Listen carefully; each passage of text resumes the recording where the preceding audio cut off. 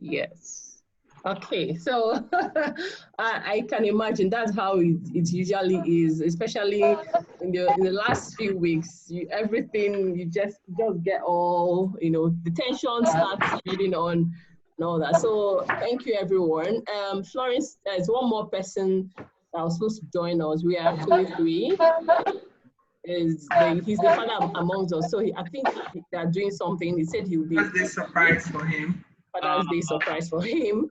So he'll be a few minutes late, but I guess we could just start because I don't know how much longer he's going to take. So I'll just introduce the two people that are here. This is Ofure. Should I maybe you guys should introduce yourself? Okay, yeah, sure. Yeah. Yeah, I could. Okay. Yeah, my name is Ofure. Yeah.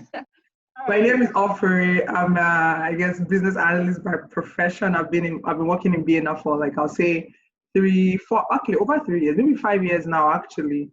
And I'm just I just delved into like a new company doing real business analysis. Before now I was doing payment and risk, but now I'm doing business analysis. So I thought it would be nice.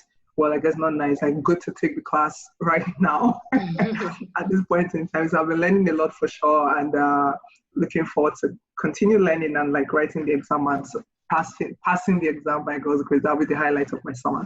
So yeah. Thank you. Thank you. Danielle? I work as a business analyst for the Red Cross, and I've been working it's very official, very formal waterfall. We're just sort of delving into Agile. Prior to that, I worked almost 25 years for a school board. So I was a business analyst before there was a business analyst position known. So I'm transitioning. I have the knowledge, but it's trying to fit my experience into Babok, and that gets me in trouble sometimes. You have to know the Babok way, not the world way or your way. So yeah, it's been very busy. If you look behind me, there's my window. She's been working very hard. Oh, my stickies.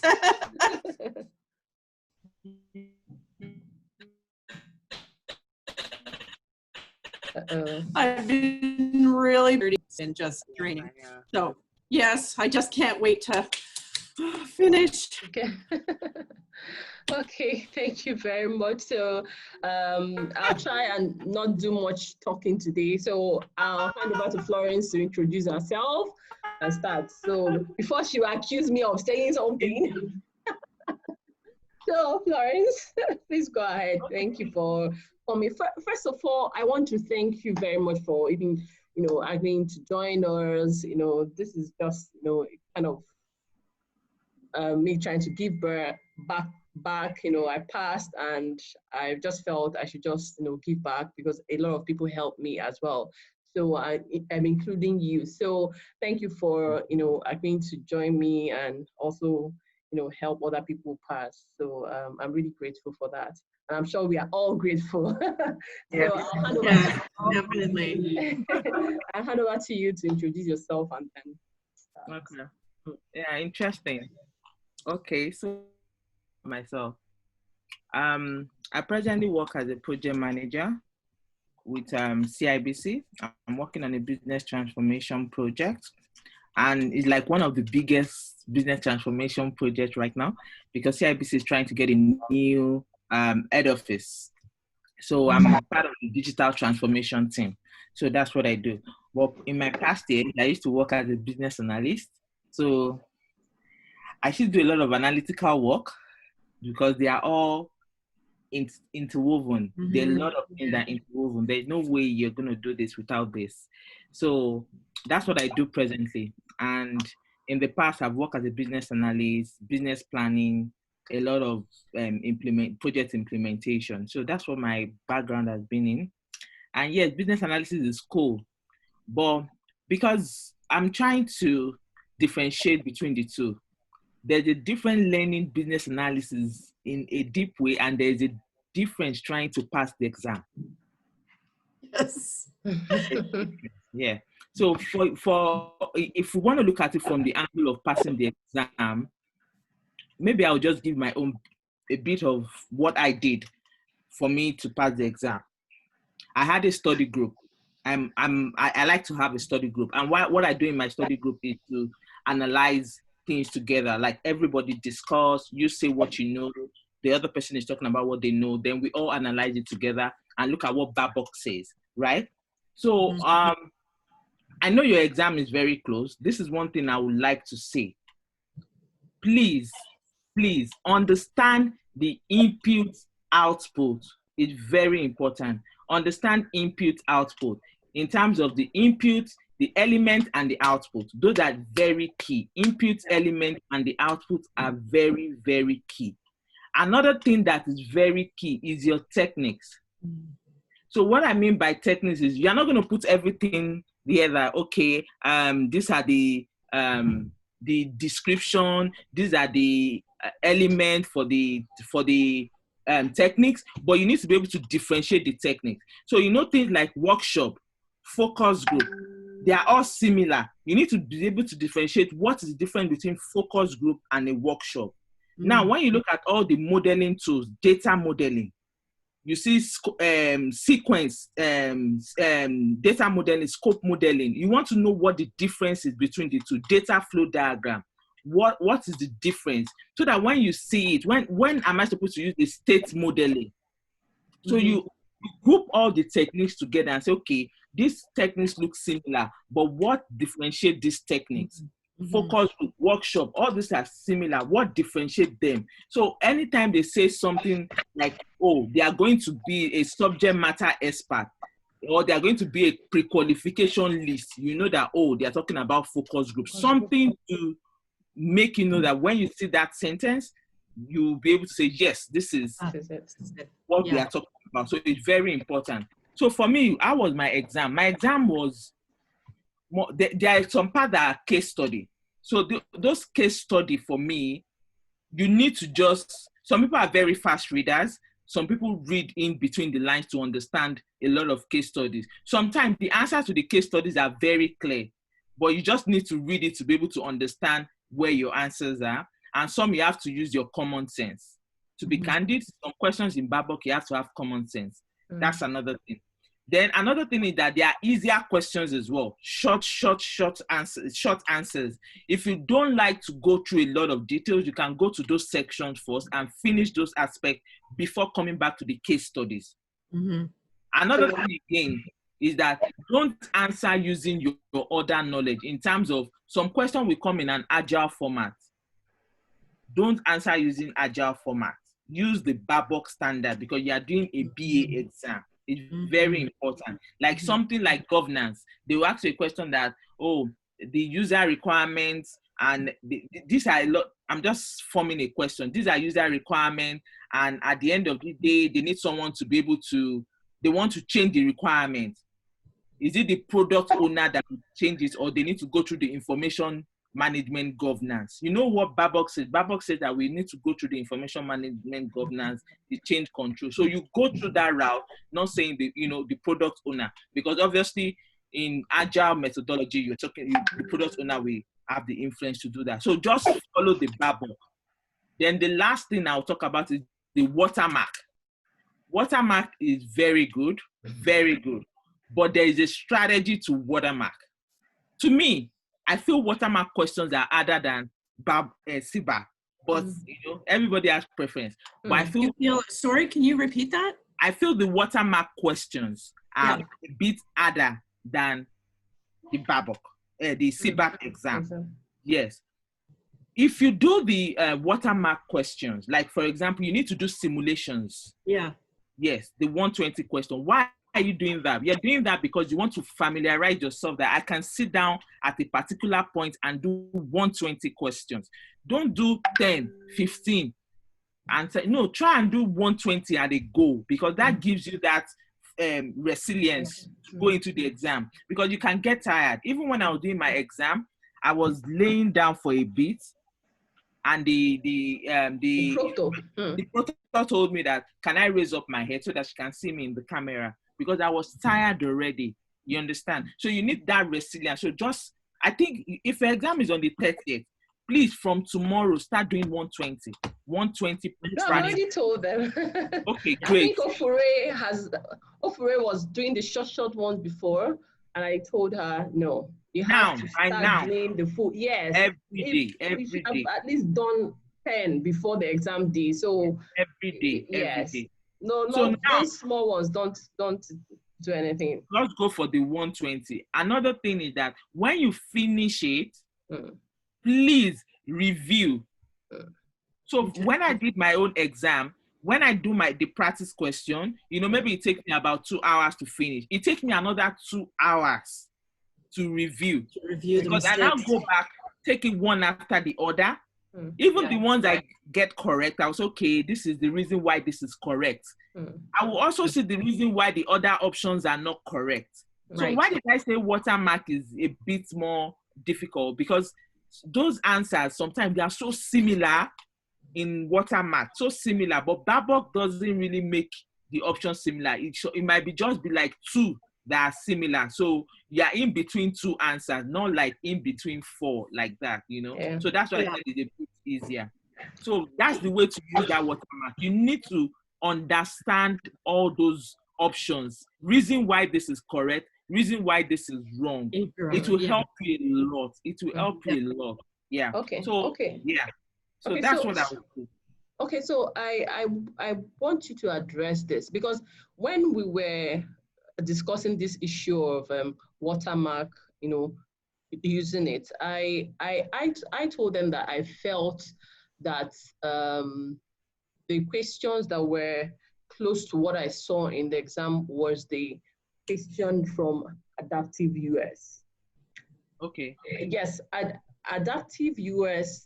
I went through their questions like a day before the day of the exam or a day before the exam, and I was amazed at how close they similar the questions were to water, because I felt that watermark didn't really I didn't see any questions like that were close to what I saw in the exam in the watermark. So I just want you to address that notion, because I've heard people say that watermark didn't really prepare them well, or that they didn't even see any question close to it in their exam. And then 2 other people told me that watermark gave them that false sense of being ready for the exam.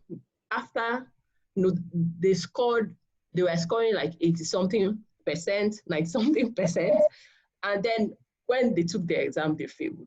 So what could be the reason why someone that is doing the exam, the simulation exam, scoring 90-something, 80-something, now takes the real exam and fails? What's your opinion? What could be the reason?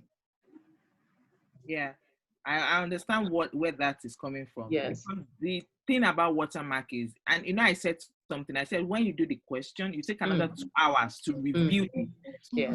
And when you do the question, and you miss it, some people just go through the ones they missed, and then they try to do the exam again. And when you're doing that, you see the answers and say, yes, this is the answer. You don't even know why that is the answer, but you're picking it that's the answer. And most time what happens is that when you do that once, twice, 3 times, you start getting 90%, 100%. But the truth is that it's not like you really know it, but because you are used to that exam, you are taking it all the question before you know the answer. Exactly. So you just keep picking the answer, and before you know, you're getting 90, you're getting 100. So you feel you know it. Yeah. You need to understand why that is the answer. Exactly. Yeah. It's very important. You need to understand why that is the answer. You are not going to see similar questions, but believe me, if you understand it, why that is the answer, then when you get to the exam, it's not going any question they ask you, be able to tackle it. You won't That's have a problem. exactly. You need to understand why that is the answer, and it's only by reviewing that question. So because that's why I said it takes me like 2 hours to review, because I want to know why this is and why this is not. Very, very important. And if watermark is not explaining properly, go back to the textbook. Exactly. Go back to the text and say, okay, I want to understand this part better. And Yes. that's it. You'll be fine. But you need to know it. And you need to know your input, elements, and output. Very Yeah. key. Very Yeah. key. Yeah. Because you see questions like, they will be telling you that in my exam, I saw a question like, what is next after something, something? But if you don't know The Yeah. input and output. Yeah. you wouldn't even know what is next. I think it Yeah. was verified and validate. And I Yeah. think for you to verify, you need to, there's an output that you need under Specify model. requirement life cycle that you need to bring on board. You understand? But if you don't know the input and output, it's going to be a problem. It's very key. And you need common sense. What do I mean by common sense? Yes. Your normal common sense in some of the questions, you just need to use it. You understand? So it's very, very important. It's not about the question from Babok or anything. So I always say here too that it's not about what is important is not that you are using watermark or adaptive. It's about understanding the answers and why you failed the question and why you got a question right. So I always say this is the time to make reference to the Babok. If you fail any question, you see they will put a reference to where the answer is. Go back to that place in Babok and make sure you read and understand that concept. Exactly. That's the most important thing, not about the question in watermark or adaptive. Yeah. So it's very important. You know what? It's better to be over prepared. Yes. Than just say, okay, I'm okay. What I did in my last week, I really, really prepared. Like a day before my exam, I was off work because I really, really wanted to prepare for the exam. Yes. So I really focused on it because I don't want to do it again, right? So if you really want to do it, like a day before my exam, I read 30 techniques all over again. 30 techniques. Yeah. Not for me to be very sure of what each of them stand for. It's very, very important. So if you can commit to that, then you'll be fine. I think you'll be fine. Please, the techniques, understand the inputs, elements, and output. For me, I committed it to memory. That's what I did. Input, outputs, and elements of the tasks? Yes, I committed to memory. That's what I did. Yeah. For each of them, I committed it to memory. So I could even, when I got into the exam, I didn't need to write them down, but I could. They were already drilled in there. Yes. I was really hot for my exam. After my exam, yes, I can let it go. But for that exam, I was really hot for it. You need to be in that mood. It will really, really help you. You know why? Because when you see the question, you can say, oh, this is it. No, eliminate this, this is it. Then you now know that it's the case study you need to read. And the case study, not that is hard. They can give you questions like, you have something on a case A, you have another thing on a case B. We want to implement something. We don't know which one to go with. Kindly analyze this. They will have given you like a budget. And they will now tell you that for you to go with A, this is the total budget you will need. For you to go with B, this is the total budget you will need. And they've given you a budget that you need to use. Obviously, you cannot go beyond that, your budget, right? So you will know which of the implementation you need to go with. Simple questions like that. It might just require calculations. You understand? So it's not like it's hard, but you need to read it to understand and now do your calculations. Yeah. So and the calculations are not tough. No. At first glance, they might look difficult. Yes, because it's long. Yes. Yeah, there was a question I had. Yeah, there's a question I had when I was practicing. It was the same way. Yes. The first line had the answer. The first line had the answer. It said they've committed to something for 1 year. Then it now said something did not go right. So what do you advise? The answer, I failed it because I skipped that first line because I was trying to say advice to do this. Meanwhile, you cannot do anything because you have a contract within that 1 year. Exactly. Exactly. So, but if you don't want to, if you are not in a hurry to try and see if you want to do the case study, you can start with the simpler ones. Get them out of the way. Then you go back. So they are different. So the sections are broken down, so I can see what section is for what. Exactly. Okay, good to know. No. No, The questions it's are not not broken down. Sorry. Like Sorry. separated. No, the What do you first mean by 40 questions, 40 or 45 are based on case studies. So you know that at least from 50 down are the other questions. You know, Okay. for me, during my exam, I started and I saw case study. For the first 30 minutes, I was still at number 8. I was just on it. But my mind was already like, why is all these questions like this? Then what happened? My internet went off. Oh my God. Exactly. So I had to log back on. When I logged back on, it took me to number 50. But from number 50, the questions were good, like short questions. So I was just picking my answer. Then after that, it took me back to number 8. Yeah, to take you and back. I now continue my case study. But I was happy because that happened. If not, I would have spent so much time on the case study. Which was what I did. Less time. That was what happened to me. It was a horrible experience. Because you will now be rushing for the yes. Will it show you a list of what you've skipped? So if you see a case study, you skip, and then you answer 4, and then you skip 4. Like, will it be obvious which ones you have to go back to? No, when you finish when you get to the end, it will take you to the questions you've not answered. It will take you automatically to the question. Automatically, yeah. Until you finish all the questions. The only time it will not take you there is when your time goes out. Oh, but as long as you are still within that time, it could keep taking you back to all the questions you've not answered. So you just skip. You get to the end, and it'll bring you back to anything you skipped. Yes, skip. Oh, you don't even have to look for them. No. So keep taking you back. Yeah. So the thing is that it's not that you skip down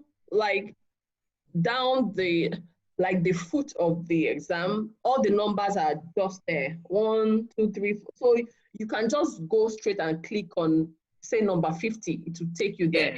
So you don't need to skip the questions. There's a place where go down where the numbers are listed. So you'll know which ones you've skipped.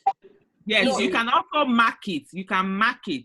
Oh, you can flag it. Yes. Okay. Yeah. Flag it that you've not done this. Okay. Yeah, it's going to be fine. You will see all the numbers. You can even go back there yourself and click on it. Yeah. But just do the one you know first. It's important so that you can manage your time. Well, you maybe feel a little more confident too, because I think if I get stuck on question 8 and I'm spending a lot of time, I think I'm going to start getting panicking. Exactly. And it's like, oh my God, I've wasted 20 minutes on these 8 questions. Yeah, honestly, I feel this is a very important tip. Yeah, Thank you guys for sharing. Yeah, this piece you just said about just answer skipping. the simple ones, get them out of the way. You feel some confidence, and then go back and do.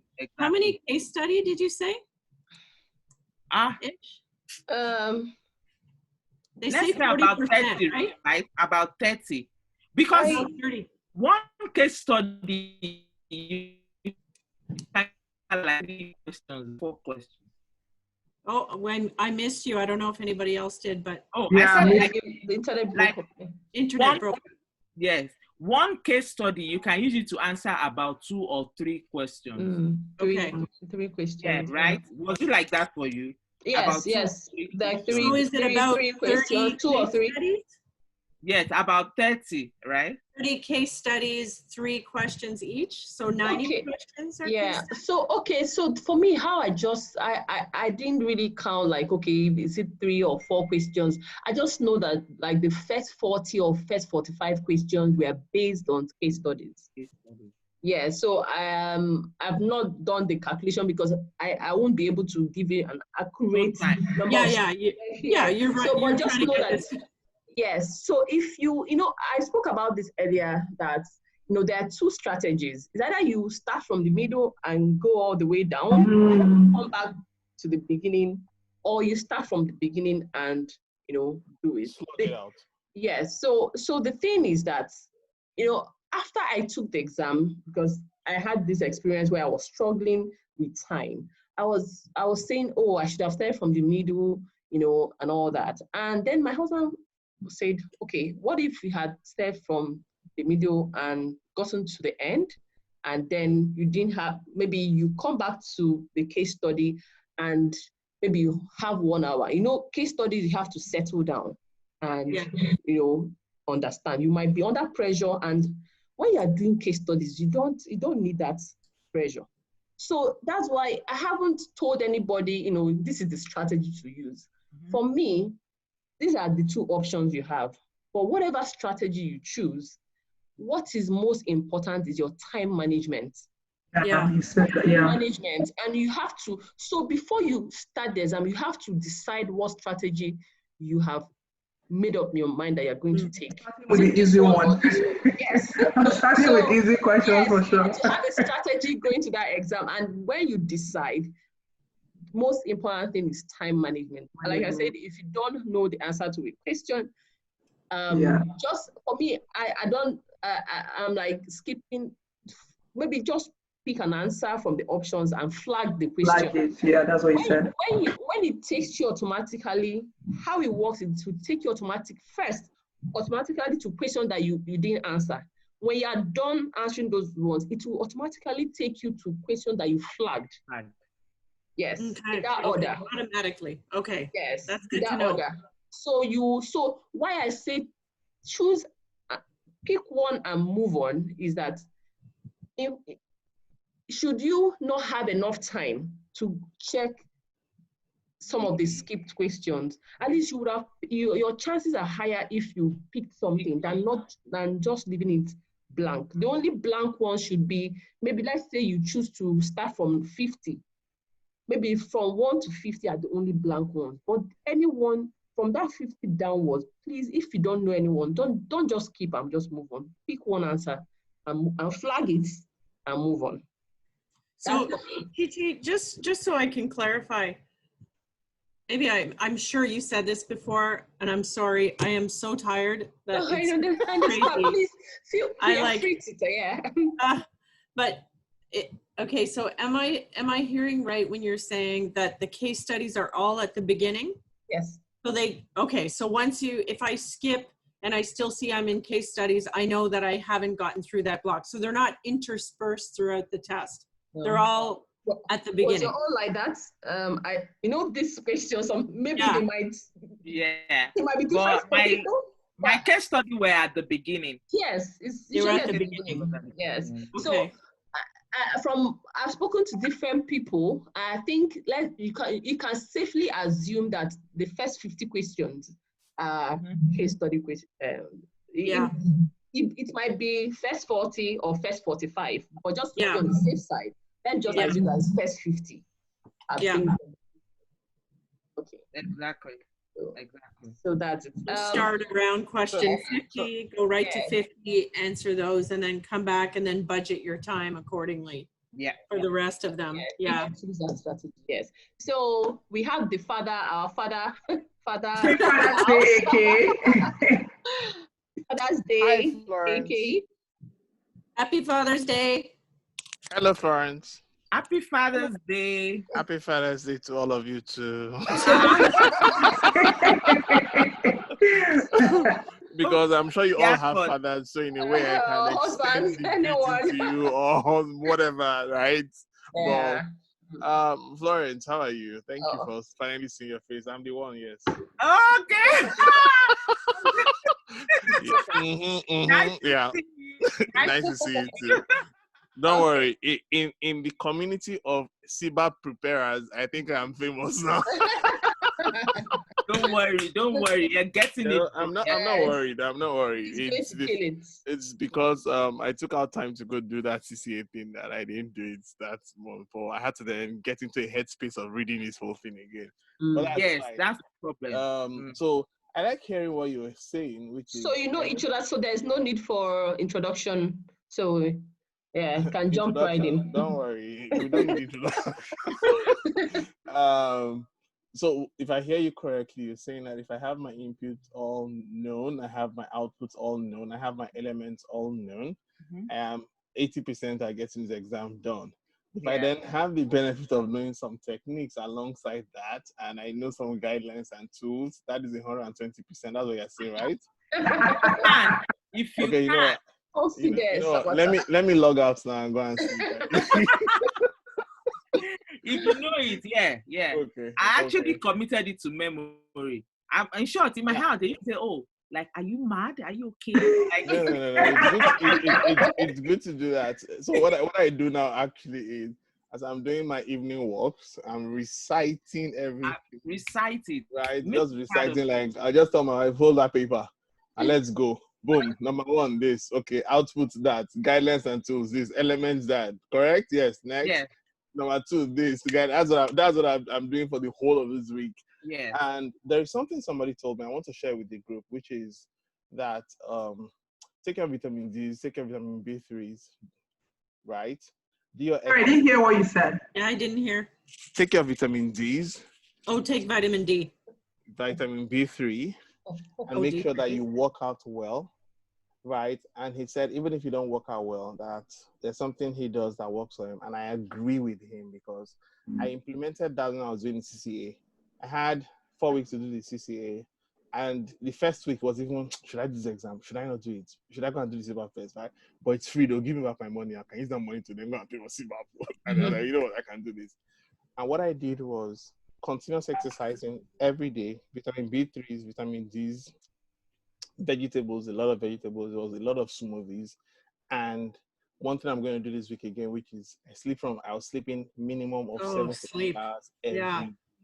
And what I tried to do was anything I wanted to commit to memory, I would read it just before I sleep. So I'll read it, then I'll go to sleep. And then I'll wake up. That's a great idea. Yeah, I wake up the next morning. First thing I would do is I'll pick the book, run downstairs, open it up, and then read it again. And I realized that just before the exam, I wasn't sure if I knew that material, but I sat down in the exam, and an exam that was supposed to take me 90 minutes, I was done in 5 minutes. And after I was done, I looked at the time, and I was like, just can take an extra 10 minutes. So I remember, and I went, at the point I was like, all these answers are correct, and then I logged out, and then I was done, and I left. I just asked the examiner, can I leave?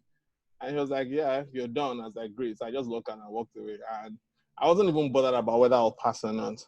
Now, the reason I'm saying that is those are practices that might not be know your inputs, know your outputs, or know your elements, but there are things that will help because we are all chemical structures.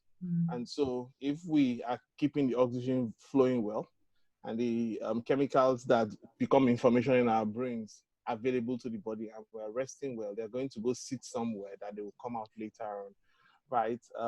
And that is that. Honestly, thank you for coming. I'm more confident about the fact that input, output, elements, and is 80% of the exam. I'm looking to get 100%. The exam, I don't want to say, but if you prepare well, you'll be fine. You'll be fine. Okay. I've also heard thank you. that the tools and guidelines are not on it. I won't lie to you.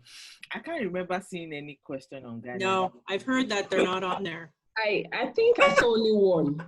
I saw only one. Can't. I did. I saw only one question. I'm not going to stress about it. I remember I took the course through Adaptive, and they said they're not on underlying competencies. I think I saw one. Yeah. Okay.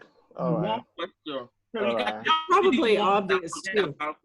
I remember you telling me, Florence, that I should read it a day before the exam. Once, right? forget about I just browsed through it and just in case Mhm. that, okay. It is usually the techniques, input, output, and elements that I That's usually the also meat and emphasize. potato. Guideline on tools. I read my guideline on tools. For me, there is no harm in knowing it. I tried to know it. Yeah. I can't boast that I crammed everything, but that situation where you see something in the exam, it is familiar. It's better for me that I see something and it's familiar than to see a question and I'm totally blank. True. So I try to know my guideline on tools, but the most important part, like if you are asked to compare, of course, elements is Input, the main output, body, is the main elements. body of each task. And if you don't know the elements, then you don't know the task. Okay. No, you don't know how to transform it. Yeah. Transformational piece, right? Moving it from input, transforming to output. A question about the techniques. So if I look at, I forget what task it was, but it has like 25 techniques. The Like, strategy analysis. It started, so I hate that one the most. I hate that one the most. So that's why we're here today, actually. So I was just about to say, let's just jump right into it, because strategy analysis is where you have the most techniques. You have 21 and 25. That's it. Yeah. But do you have to memorize all those techniques for every task? No. Okay, you good. just need to know. I said, you just need to understand the techniques. Yeah, understand the technique and how to do it. Yes. Okay, I can do that. Okay. Yes. It was like, oh my God, here's 21, here's another 25, here's like 11. Yeah. What I also do with the techniques, like when I just did solution evaluation again, and you realize that which one is common amongst all. So that's like, for me, once I know these techniques, like these 5, they appear in all 4 tasks. These 6 appear in all 4 tasks, and I'm like, okay, at least once I understand that this is why these appear here, then I connect, okay, what are these other techniques? Like, how are they similar to the other ones that are not common, kind of thing. So that kind of, because I've been struggling with the techniques, honestly, I had to just find a way. I'm like, I can't know all 51. I had an Excel. I'll see if I can still find it. I had an Excel that was mapping all the techniques. Wow. So that really helped me. So I mapped the techniques. So I'll see what is similar to the first knowledge area. This 5 is similar to the first knowledge area. Then if it's similar, if I want to remember, I form something with it. I can say my what was that, sorry? I would say, like, I had a map, yep, like an Excel sheet, mapping all the techniques, right? So I would say for, if like there's a 5 technique that is similar to the first knowledge area, that means it can find it in all the tasks. I'll form a name with the 5 techniques. So maybe my cup is flowing, something like that. But I know that those 5 techniques are there, right? Workshop, brainstorming, all those 5 techniques, they are similar. Lessons learned. Yeah. Yeah. So if They're you see common. questions that like that, you know that it's easy. But the truth is that they were not really, there's some, if you know the technique, you know the answer to the question. If you know the purpose and how to do it, you will know. Yes. Okay. Exactly. Now we are going to start with question. Okay. So I've made you a host so you can share your screen. Okay, let me share my screen. And so before we go on, I just wanted to start with questions because I know that we've read, right? Oh, a few times. Okay. Did you say red? This year I was quiet. Okay. Okay, question number 1. When should strategy analysis be performed? Anytime it makes sense to do so. Before requirements are elicited for any given change. When a business need is identified. Prior to planning the business analysis approach. C. A. See, those are the 2 options. I think C, because I know business need is a trigger for. Once business need is identified, then strategy analysis starts. Yeah. A. No? Is it C? So you can't perform strategy analysis at any time it makes sense. It's when a business need have been identified, and that is one of the key. That's the inputs. That's the inputs. When you're doing that. So that's why it's important to know your inputs. You know what, guys? Important input and output. Yeah. You know what, guys? I'm sorry. I'm going to log out now. I just want to go change my exam to this evening so I can do that. I'm being proud, eh? You are being very pompous. You're not serious. You are being very pompous. Don't be deceived. I'm still reading as if. Read till that day. Oh, see, I'm going to read like I haven't read before. This week. Oh, God. Exactly. That's the way to go. Question number 2. I feel like today shouldn't have been Father's Day. Thomas is telling the roles, responsibilities, reporting structure that will exist within the future state organization. What tool is Thomas using? B. How did I get this? Oh, business model. No. What tool is he using? Don't second guess yourself. B. Yeah, of course That's it's what B. Chichi told us from the beginning. Don't What second guess tool is yourself. he using? So I'll go with B. It's B, definitely B. Daniel, what do you think? Sorry, Oh, my sorry. camera's cutting the question. Thomas's Yeah. modeling roles, responsibility instructors. should they Should be using their chat? Oh, Or okay. in the future state? or should just be okay? That's Fine. So the answer is B. Is organization modeling. Yeah. Anytime they are talking about roles, responsibility, reporting structure, is organization modeling. So question, what is the difference between a tool and a technique? Mhm. Can you ask again? And I think you should bring your speaker, your mouth. Can you hear me? close to your mouth. Okay. That's better. Yeah. Yeah. So what's the difference between a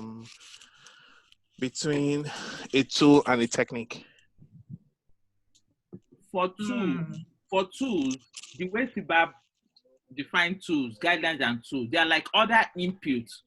They are not the main input required for you to do the job, but there are other inputs that are required for you to do the job. Great. That's guidelines and tools. Techniques are the things you need to work on that input to get the output. Yeah. So that's the difference. Totally understand that, right? I'm just asking that because like we've come to know. Like organization modeling is a technique. Is that what you're trying to say? Exactly. And this person is asking what tool. Exactly. The way the question was formed. Like I said, I would not totally ignore guideline. Just know it. I don't like spend days and days reading it, but just know it. I remember I saw a question on tools, just one. I remember. So it's just for me, your techniques you need to know. Even when they ask you about anything, most times the options will give it out. yes. The options will give it out. So, now, in between these, people will say, okay, maybe between process modeling and organization, but anything that has to do with roles, responsibility, reporting structure is organization. Okay, let's go to Just a quick question I have before we move on from that. The previous one. So is an org chart only one format of organizational modeling? Okay, so it's like a sub of organizational modeling. An element, yeah. Yeah, when you go to, let me see what under the technique. There are other formats as well. It's not just the chart, right? There are other ways of doing modeling. You have the RASI, you have right. Okay, of course. Yeah, the test method and all that. So there are different ways. So, but organizational modeling is the main name. They are all just sub under it. Yeah. Okay, that makes sense. You need to be able to differentiate that. You're breaking now. Yeah. You need to be able to differentiate that 50 techniques. They are just 50 in numbers. Every other thing you might know is under A. That's another thing. Know what the 50 names are. Yeah. Some options they trick will you, be similar. Yes, but they are not the name of the technique. It's not one of the 50. Yeah. Yes, exactly. Important. Yeah. Very important. They're close, but not the 50. Yeah. Yeah, exactly. Very important. Which of the following statements best describe a common test assessing objectives? So it's a family that is stressing me here. Measurable, achievable. Okay. Time down C. Which of the following statements? Okay. I remember this question. Oh, you remember this question, Chie? Let me not give that answer. I say B. So which one is the answer? C. I say B as well. Yeah. B? Oh, I thought it was realistic. So realistic and achievable are the same things. I remember we had issue with it, but this is what Babok recognized. Yeah. Some people say it's C, but for Babok, relevant, not realistic. Sorry, not that. Okay. Yes. So this relevant, realistic can be confusing. I think I remember when we answered this question, some went with C, some went with A. Yeah. So we just have to remember this is relevant and not realistic. Yeah. Yeah. Because the thing is, in that particular question you look at, achievable and realistic are exactly the same thing. Now the question is the relevant part of it and that's how it's different. Like normally with SMART, they actually told us realistic in outside Babok. Yes. Is realistic. That's what they said. But when you look at it in actual, if you analyze it well, achievable and realistic are the same thing, right? If it is achievable, realistically achievable. Yes. For something to be achievable, it has to be realistic. Exactly. So so even if it's achievable, it's relevant to the business. That is why you are doing your current state analysis to define the why. If once you have defined your why, then it's relevant and you go ahead with it. Exactly. Don't worry. You're writing your exam this evening. I told you, Florence. I told you. Okay, question number 4. Okay. Have we picked an answer? Oh, sorry. I think A. Wait, hold on. Hold up. Yeah, definitely. There's no other answer there that makes sense. No. Okay. You'll be surprised.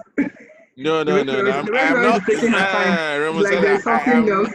I'm not going to be surprised at this rate. At this point, no. So the answer is A. A, yeah. If I get to this point and I'm being surprised, I'll just go to IIB and say, wait, hold on, guys. Let me understand. So question 5. To compare against the best. The benchmarking study. Okay, easily. So because you understand what benchmarking is, right? Yes. That's right. So you need to just understand the technique. What is focus group? What is benchmarking? If you're able to understand it, it's easier for you to pick the answer. It's when you don't know the difference, it will be difficult. Yeah. Question number 6.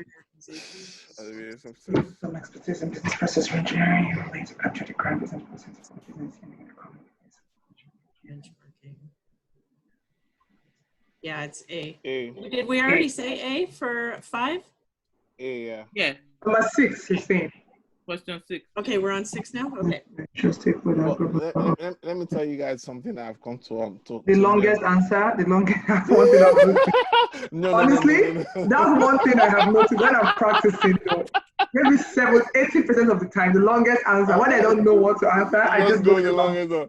No, but that is not what I was going to say.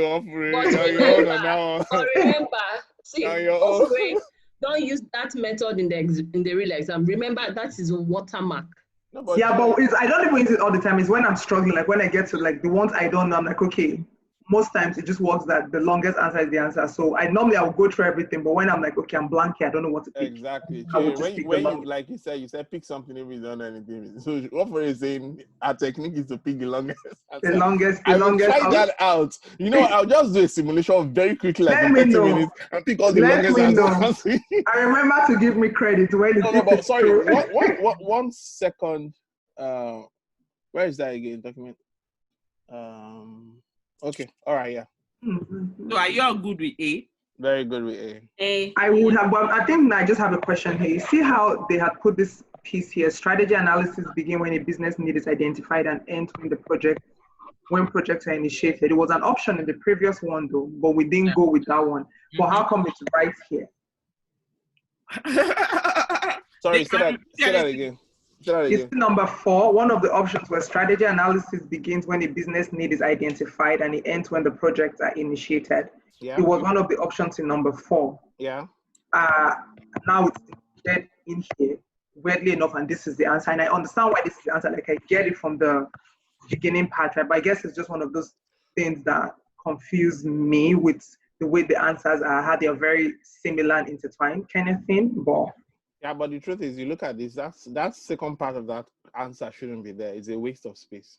Okay, I guess it's part of the confusion. And then yeah, that's a really good point, because if the knowledge areas are continuous and ongoing and can be at any time, this says that this strategy area actually ends. Does Yeah. it actually end? Yeah, This- it ends when the project is initiated. So It as soon becomes as at the that, project is initiated, strategy ends. it Yes, becomes strategy something that, analysis at that Thank point in God. solution. ends. Yeah, because you are now in solution evaluation, but you are still going with And defining your design, you're yeah. still going with every other thing, including even RAD, right? Because you might Alright, go back I to am say, gonna oh, make there's a a note problem here. I of need to that. go and specify and model something that I just elicited in the course of the solution evaluation. So everything else is still going. But remember that they say with strategy analysis that there can be a change in information. And once that change happens in the course of the initiative, you're going to have to go back and redo everything that you have to do with your strategy analysis knowledge area. Yeah, if there's a change, you go back and you Yeah. update for the change. But if there's no change, then you proceed with the strategy that's been selected and it ends when it's initiated. Exactly. Okay, that's good. Okay. Assess risk. It's not take 10 years to describe stakeholder risk D. tolerance. D, threshold. D. Next. Where is it be one point and works to the organization? Are roughly the same here. We increase value, solution value, so that they will outweigh the risk. 6% solution value that avoid the risk. Recommended execution change and investment mitigation. A. Should change and potential benefit. A. A. Increase solution value to outweigh risk. Do you know why it's A? Huh? Yes, now. Because the Babok said so. I don't understand. Why are you asking me again? Oh, I think for me, A or C would have been. A C is another close option for me. Offer it. The Babok says so. Yeah, I know, but I feel like when I've done it before, right? And I think the first time I picked C, and the explanation they gave, because for me, I just thought, okay, you can go ahead with the change, and risk mitigation is something you can always implement regardless. But when I had that was what I picked initially. But then it says once the value you're getting is more than it outweighs the risk, it's always like that's priority, really, like focusing on the value more than anything. Once the value is more than the risk or whatever other cost you're going to bear, you can go ahead with it. So that was the explanation I got initially when I did this in Watermark. I put C and I failed it. So that's why I'm saying A. Yeah, the I answer. feel like sorry. So financially, it is this way. You have $100 of risk. You have $100 of solution value, right? If you invest a little more money into your risk, what's going to happen is you get negative ROI. Exactly. So you spend that money instead in finding a way to increase your solution value, because once you increase your solution value, you've moved into positive ROI. That's the reason. Yeah. Yeah. For implementation, you have to always think positive. Yeah. You have to always think positive. The increase in value is mentioned at several different places in Babok too. We're always looking to increase performance, increase value. So that's why I chose that one, because at several areas when we're when we're recommending a solution to increase different aspects of value. Yeah, I just found that it was mentioned several times. Yeah, particularly in solution evaluation. I feel solution evaluation, it's really about performance and value, like high, low, how to pick it, like what you're really focusing on, increasing value. Yeah, increasing value, solution, yeah. So there are apparently 33 times that the word or the phrase increase solution value occurs in the Babok. In Babok, right? If there is no other reason to pick it because Babok said so. Because it says 33 times. What else are you looking for? Just increase solution value. And believe me, as a business analyst, that's what you are always thinking about. Value add, yeah. I was like, because honestly, it's a risk manager who will be focusing on risk mitigation, not the BA. The BA, yeah, there is that aspect of it in your mind, but the BA's attention ensures that the risk. Yeah, it's a risk manager that does that. The BA's focus is change, need, solution, value, context, and stakeholder. There is no risk in those 6 things. There is only, you know. Okay, let's look at this question. This is D. D. Won't you read the question first of all? I already read it. It's okay, but this is not the longest. This is not the longest answer. I didn't guess. I didn't do guesswork. What if he's doing strategy analysis? After all, it contains defined change. Babok did not say that. Okay. Wow. Okay. No, I didn't call you. Okay. Oh yeah. Should I just call your name? The last one. How much detail to show? Just enough detail to ensure the stakeholders understand what value we deliver so that they jump on board. C. What? I'm hearing different answers. No, hold on. I say C. So it's not B, it's not C. Sorry, but did you Not say C? C? Yeah. It could be C. Hold on. Okay, the solution scope. It's not The C. solution scope. Did you say the solution scope? Yeah. Oh. Yeah, so it's the boundaries of the solution. Yeah, it's I think solution. it's C. Yeah, wait, hold on, please. I'll go with C. Solution should carry. I'm with C. Yeah, boundary. Yeah. Yeah. Yeah, I think should carry boundaries.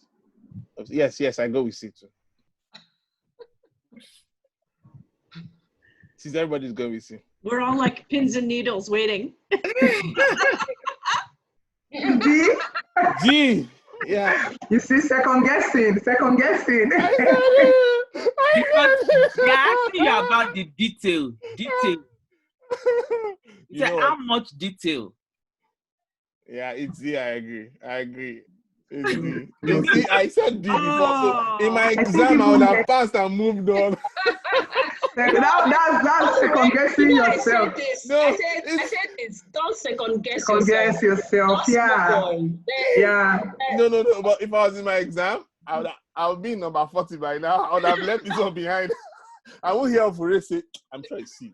And then let's say, I'm sure it's C. Yeah, I was confused. At first I said D, then I'm like, okay, you're talking about the solution, but I guess it's how much detail. Like if you like for me, I just focus on the solution. Just enough detail to ensure that the stakeholders understand what value is. Yeah. And actually, this is repeated a lot throughout the whole strategy analysis. He keeps saying this, like you describe. Focus on stakeholder value. Yeah, the value. Yeah. What did you say? AK, I can't hear you. You said something important, but I couldn't hear. Can you hold your mic, please? So let me read something to you guys. Current state, and just for revision purposes, the current state is explored in just enough detail to validate the need for a change or the change strategy. That is current state, right? Yes. Now, for where is it? Sorry, I'm looking for the other one. Just enough detail.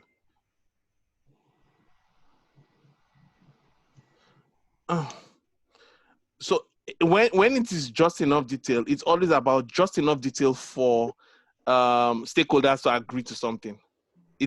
As in everywhere I've seen the just enough detail repetition in Babok, it's always been just enough detail for stakeholders to agree, right? That, okay, there's enough value for us here. And because of the value that they're getting, that's what makes them jump on the project and say, okay, we'll get this done. Just enough detail has been like that. Okay, see, the solution scope defines the boundaries of the solution and is describing just enough detail to enable stakeholders to understand what new capabilities the change will deliver. Okay. So everything you're going to see on that day is in Babok. Yes. They might just twist it, they might change it, but everything is in Babok. So why I brought up this question is that you're not going to go into the exam and see this question, but these questions will help you understand that, okay, anytime they're talking about solution scope, is within the boundaries, you provide just in detailed information, all those things will keep ringing in your memory. So when you get into the exam more, there is no way you are going to miss it when they ask you a question on solution scope, right? Because you understand it. You understand? So these are what this question is supposed to do. Not like you see the same question, but it helps you a lot to, because sometimes you might even don't want to agree. You might say, but C and D almost the same. But when you review the answers. When you go back into Babok, you see the way it is, then you keep remembering it for the exam. So that's very important, okay? So let's go. Strategy analysis. How many tasks do we have in strategy analysis? 4. Please, can you name them? How many what? Define future the. state, assess risk, and define change strategy. Should I tell you the elements? Analyze current state. What did you say was the analyze current Define- state? Take a Define countdown. future state, assess risk, and define change strategy. Change strategy, yeah. Good. So we all can do that. Yes. Yes.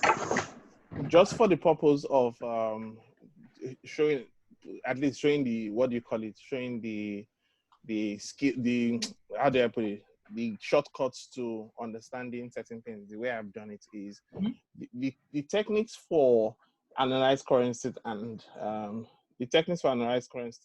future state are actually almost similar, right? And so what I did was to look at them and understand how the system came about.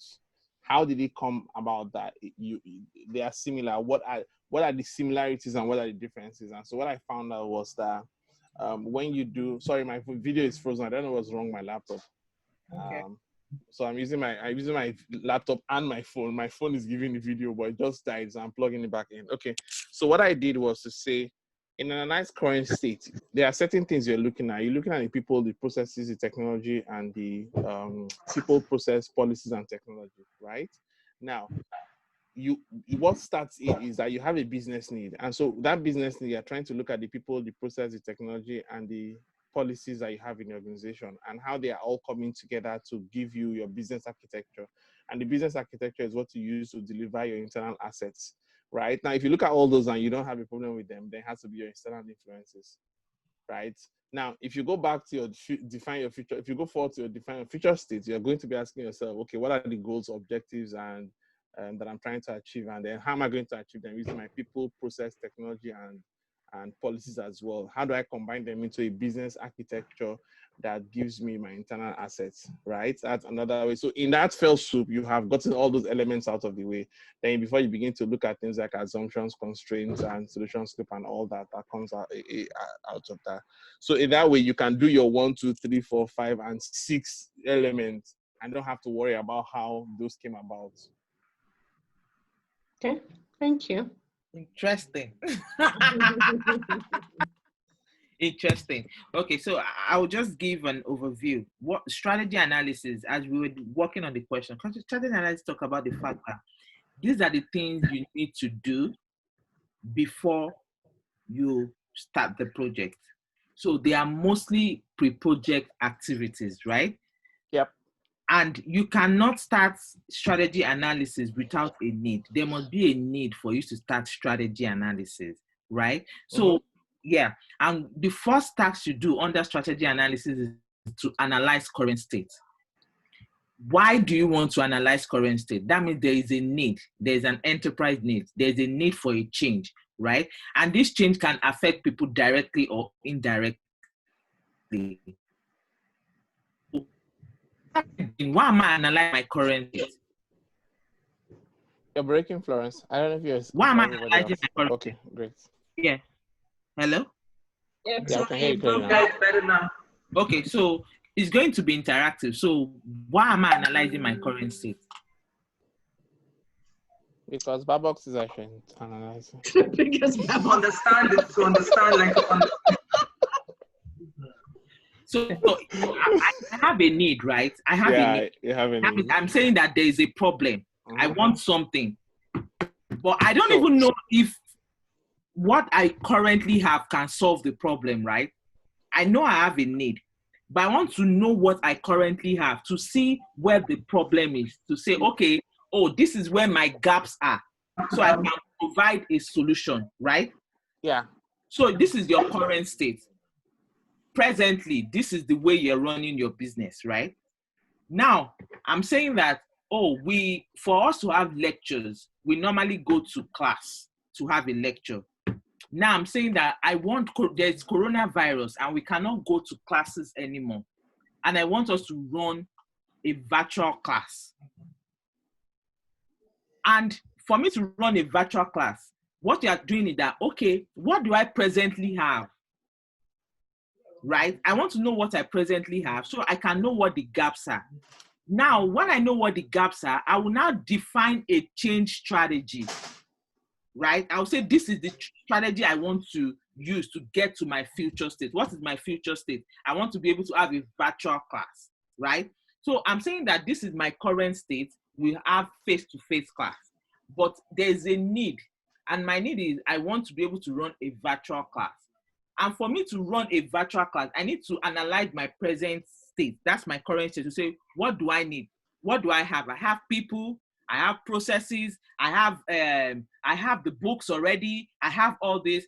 Okay, for me to go to this future state, my virtual classroom, what do I need?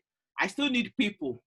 Now I will need a technology, right? I will need this. So I know all the things I need in the future state.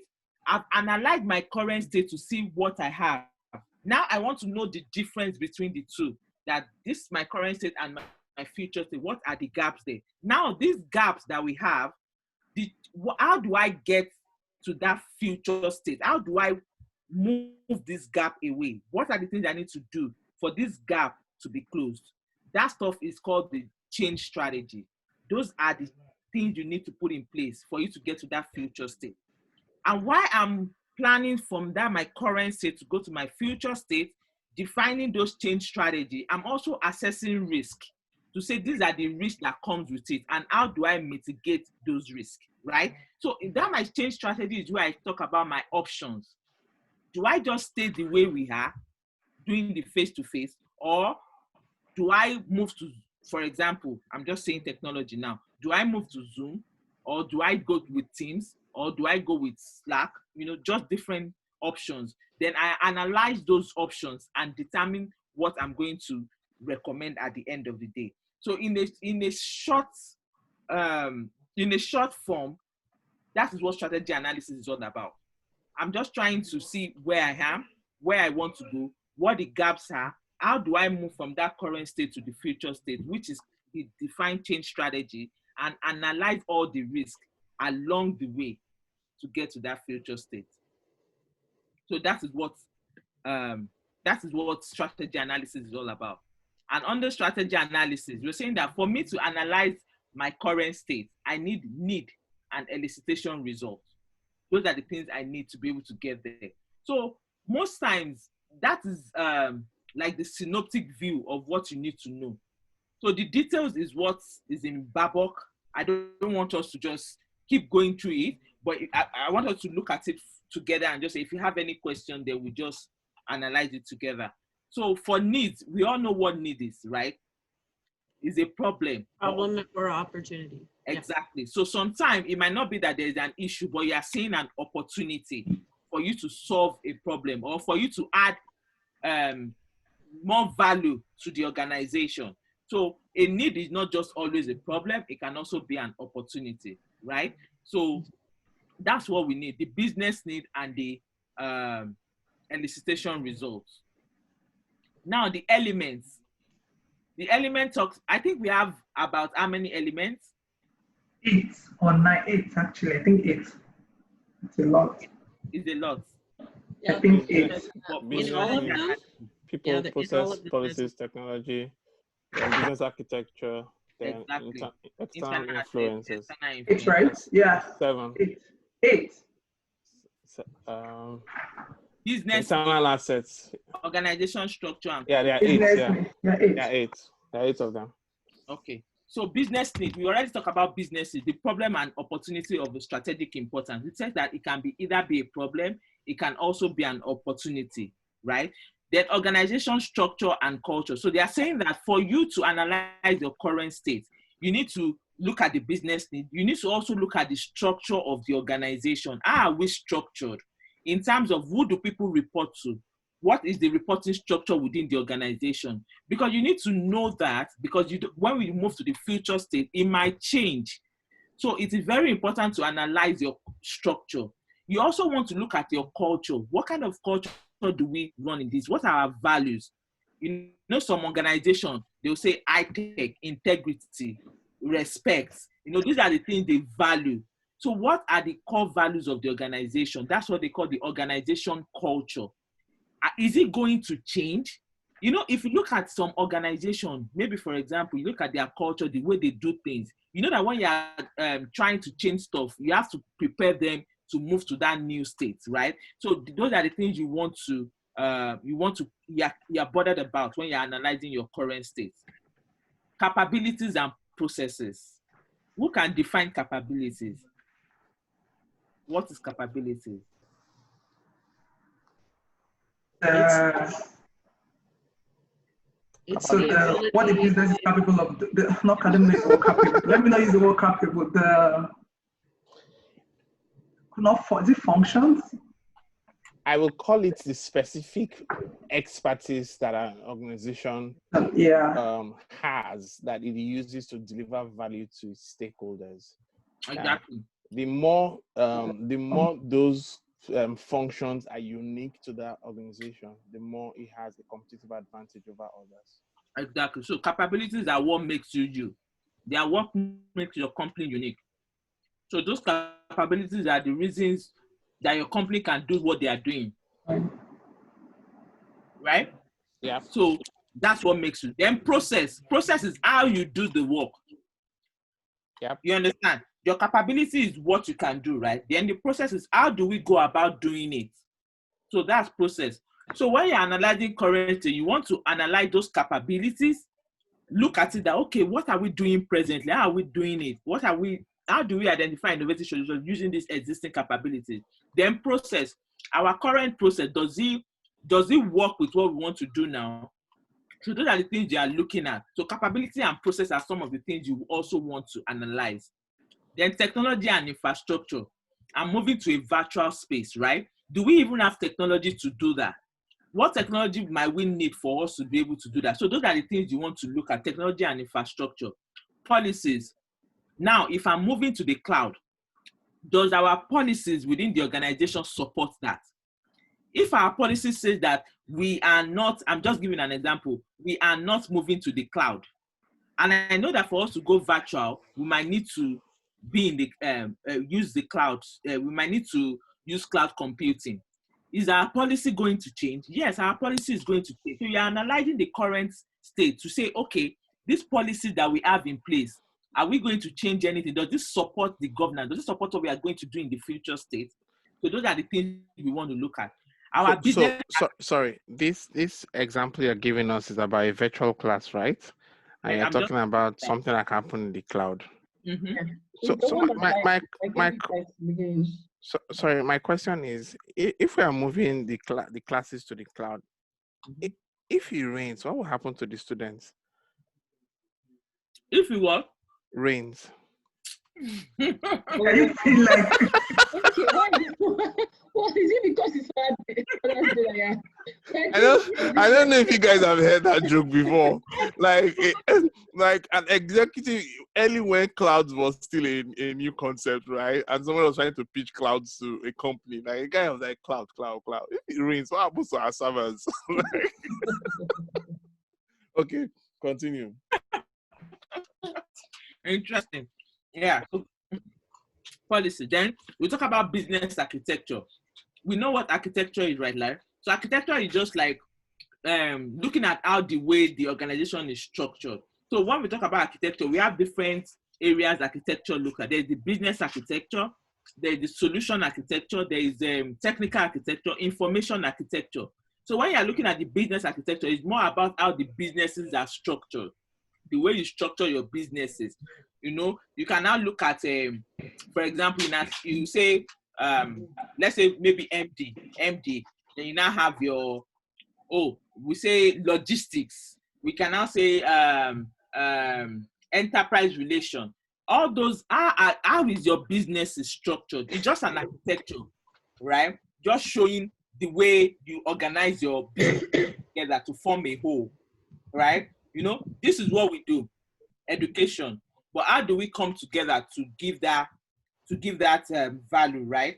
Within the organization, you have logistics, you have procurement, you have all this area. But how are they structured to come together to give that whole value? Yeah, giving out. So you also want to look at that business architecture. How is it presently structured? Their internal assets. What do we have? You know, we talk about we have people, we have the books already. We might not have the technology. What do we currently have, right? Then influences. What are the things that are going to influence us? Competitors. Do we have other competitors as well that are trying to do the same thing? Do we have, what are the regulatory concerns? So these are all the things we want to look out for. So I think that's the end of the elements. So for the current state and the future state, they are similar in terms of the elements. So you just need to understand it that, okay, if I'm looking at policies, right, I'm also looking at policies for the future state. It's not just for the current state, right? So most of the elements are similar. So that's the very good thing about analyze current state and define future state, right? Okay. So now for the guidelines and tools, we have business analysis approach. I'm sure we understand business analysis approach, right? Yeah. Okay, business analysis. So because you need to decide how do we want to go about what we're doing. So for me, guidelines and tools are just some other things you need to look at, like additional input to what you're doing. We have the enterprise limitation, help you to understand what the challenge is within the enterprise, right? The organizational strategy, then solution limitation. You have the solution. In short, strategy analysis has everything. Is a lot when it comes to the guidelines and then the elements. You have the solution performance goals. Measure the current performance as baseline for improvement. Obviously, what you're trying to do is that, where am I at this moment? How will I be able to say, I will say that this is the performance for the current base, for the baseline. Why am I doing that? I want to know that when I put my future state in place, I can say that this is I've actually achieved my goal, right? I'm achieving my performance. But you need to be able to set that goal that, okay, how are we going to say that virtually according to what we want to do? This is what we are going to use to measure it. This is what we're going to say. If we are able to achieve this, then we can say we've achieved our goal, right? So you want to set those performance in place. Benchmarking and market analysis. Why do we do benchmarking and market analysis? I want to go and see what other people are doing, right? To say, okay, how are they doing it? Is this something that we can also do? It's just like a comparison to say, how are they doing things? It's just for an opportunity for improvement. It doesn't really help with, benchmarking doesn't really help with innovative solutions. It's more of, oh, I'm comparing what I'm doing with what they're doing, and I can see an opportunity to improve. Right? So that's what benchmarking does a lot. Business capability analysis. What does that mean? Business capability analysis is just saying that these are the capabilities that we have presently. But in our future state, these are the capabilities we need. So what are the gap? What are the gap between that current state and the future state? So those gaps, how do I prioritize them in relation to value and risk? That's all. Business model canvas. So what's business model canvas? Business model canvas is just it shows you how you want to run your business. What's the value proposition? What is the context of your business, right? I think I have one here. I'll see if I can show us that. So these are some of the techniques. Then business case. What is the business case? What is the business case? Because most business analysis prepare business cases, right? Justification for change. Justification for the initiative. Exactly. So it's a justification for the initiative. So it will capture all the business needs and all the information you need. So most time, a business case is a form of a strategy as well. Like it's like an output of your strategy. You know, when you define your you analyze your current state, you define your future state, you put all your defined change strategy. You can put everything in a business case. So a business case is also a technique that is used within the analyzed current state, and it's also used to define your future state. Concept modeling. Who remembers concept modeling? Because all these are all techniques, right? Yes. So what is the concept model? Concept modeling is a glossary of kind of like the VA CCM concept model. It's a glossary that describes in narrative form a concept. Who else wants to try? My answer is terrible. It's okay. It's just It's fine. So Who wants to try? it starts with a glossary, but Yeah. then it goes on to basically connect all the disparate information in a business domain in such a way that it can lead to further conversations by looking at the noun and the verb concepts, and then looking at other connections, right? And so you have something like analyze, which is the verb, current state, which is the you can say it's a noun, right? Or something like prepare for, elicitation. Prepare is the verb, elicitation is the noun, the for is the other connections there. So it brings together all the information that is in the business domain in such a way that using the verb and the noun concept connection and the other connections is able to lead you to have other conversations easily. Okay. Okay. Yeah, good. Okay, so the truth is that define key terms and concepts in the business domain and their relationship. So just remember concept modeling as something that defines business domain, and it starts with a glossary, right? So it's more like defining terms, concepts that relate to a business domain. So if we are talking about a mortgage business, most of the concept models, most of the things that they're going to be defining there are going to be in relation to the mortgage business, right? So Yeah, I agree with you, Florence, on that. But there's a step, just one step ahead of that, that talks about the fact that you're looking at relationships, right? And so I was having a conversation and I was saying that the Babakas in itself is a concept model, right? Yeah. Which is why you have to understand the relationships between elicitation and collaboration and RAD, for example. It has gone on to define technically all the major terms you're supposed to know, right? But you're not supposed to now. It had then tried to move on to do a relationship to say, hey, let you know that strategy analysis and solution evaluations are brothers and sisters, and they are very closely, they have a very good intimate relationship, and so on and so forth. Exactly. So, but always remember that concept model focuses on a business domain. So it doesn't mean that all those glossaries we apply to another form of business. So that's it. Then data mining. What about data mining? Looking for trends and patterns with data. Yeah, that's data mining.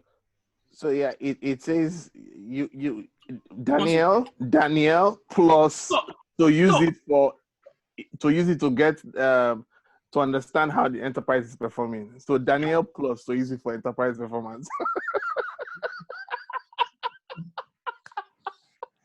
Yeah, well that is I lost me on the joke. Okay, so 1 second. Sorry, I want to. What is my?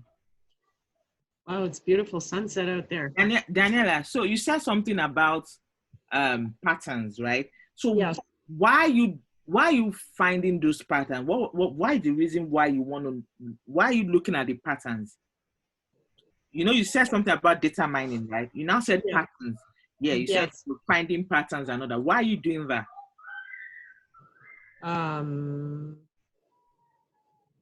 Get helpful information on the current state, like information that can support what you're doing. Yeah. Yeah. Yeah, in the Exactly. current state. To Yeah. get information. So you're looking at the patterns to be able to get information, right? I think I About saw the current something state, like yeah. that in my exam, but I can't remember the question vividly now. So it's more, yeah, to get information, to be able to improve or to make decisions, right? So that's why you're actually doing that. So what is document analysis? Review existing, like what has been done before, existing information, like in the current state. So any current, like any business case or business specification, product roadmap, product vision, business plan, those kind of documents that exist currently. Mm-hmm. So that will help you understand help you understand the current state better. Exactly. So you're just looking at all the artifacts you have in your organization to say, this, how does this affect the current state and how does it help me define my future state? This is what you were saying, Chi-Chi, when you were saying that you kind of take the technique and you customize it for the task you're in, right? So in one, like a document analysis would be different if we were talking about, you know, something like looking at the approaches previously done in that, you know, organization or something. The definition of the task would be tweaked for that task. Yeah. The definition in each task, you see that is a bit different, but it's still the same underlying principle. Yeah. But yes, but for each task, you see that what is used. Just a little customization of it for that technique. Yeah. Exactly. Okay, I understand what you're saying. If you look at Babel, you have different definition for each technique under each task. Under each task, yes. Yeah. But it's difficult to remember all that. Oh my gosh, yeah. Yes. Yeah. That's why I also tell them, just go to your chapter 10 and read your technique. Yes. I told Ofure in Alaska, just in our last class, just go to your chapter 10, read your technique and understand them. Yeah.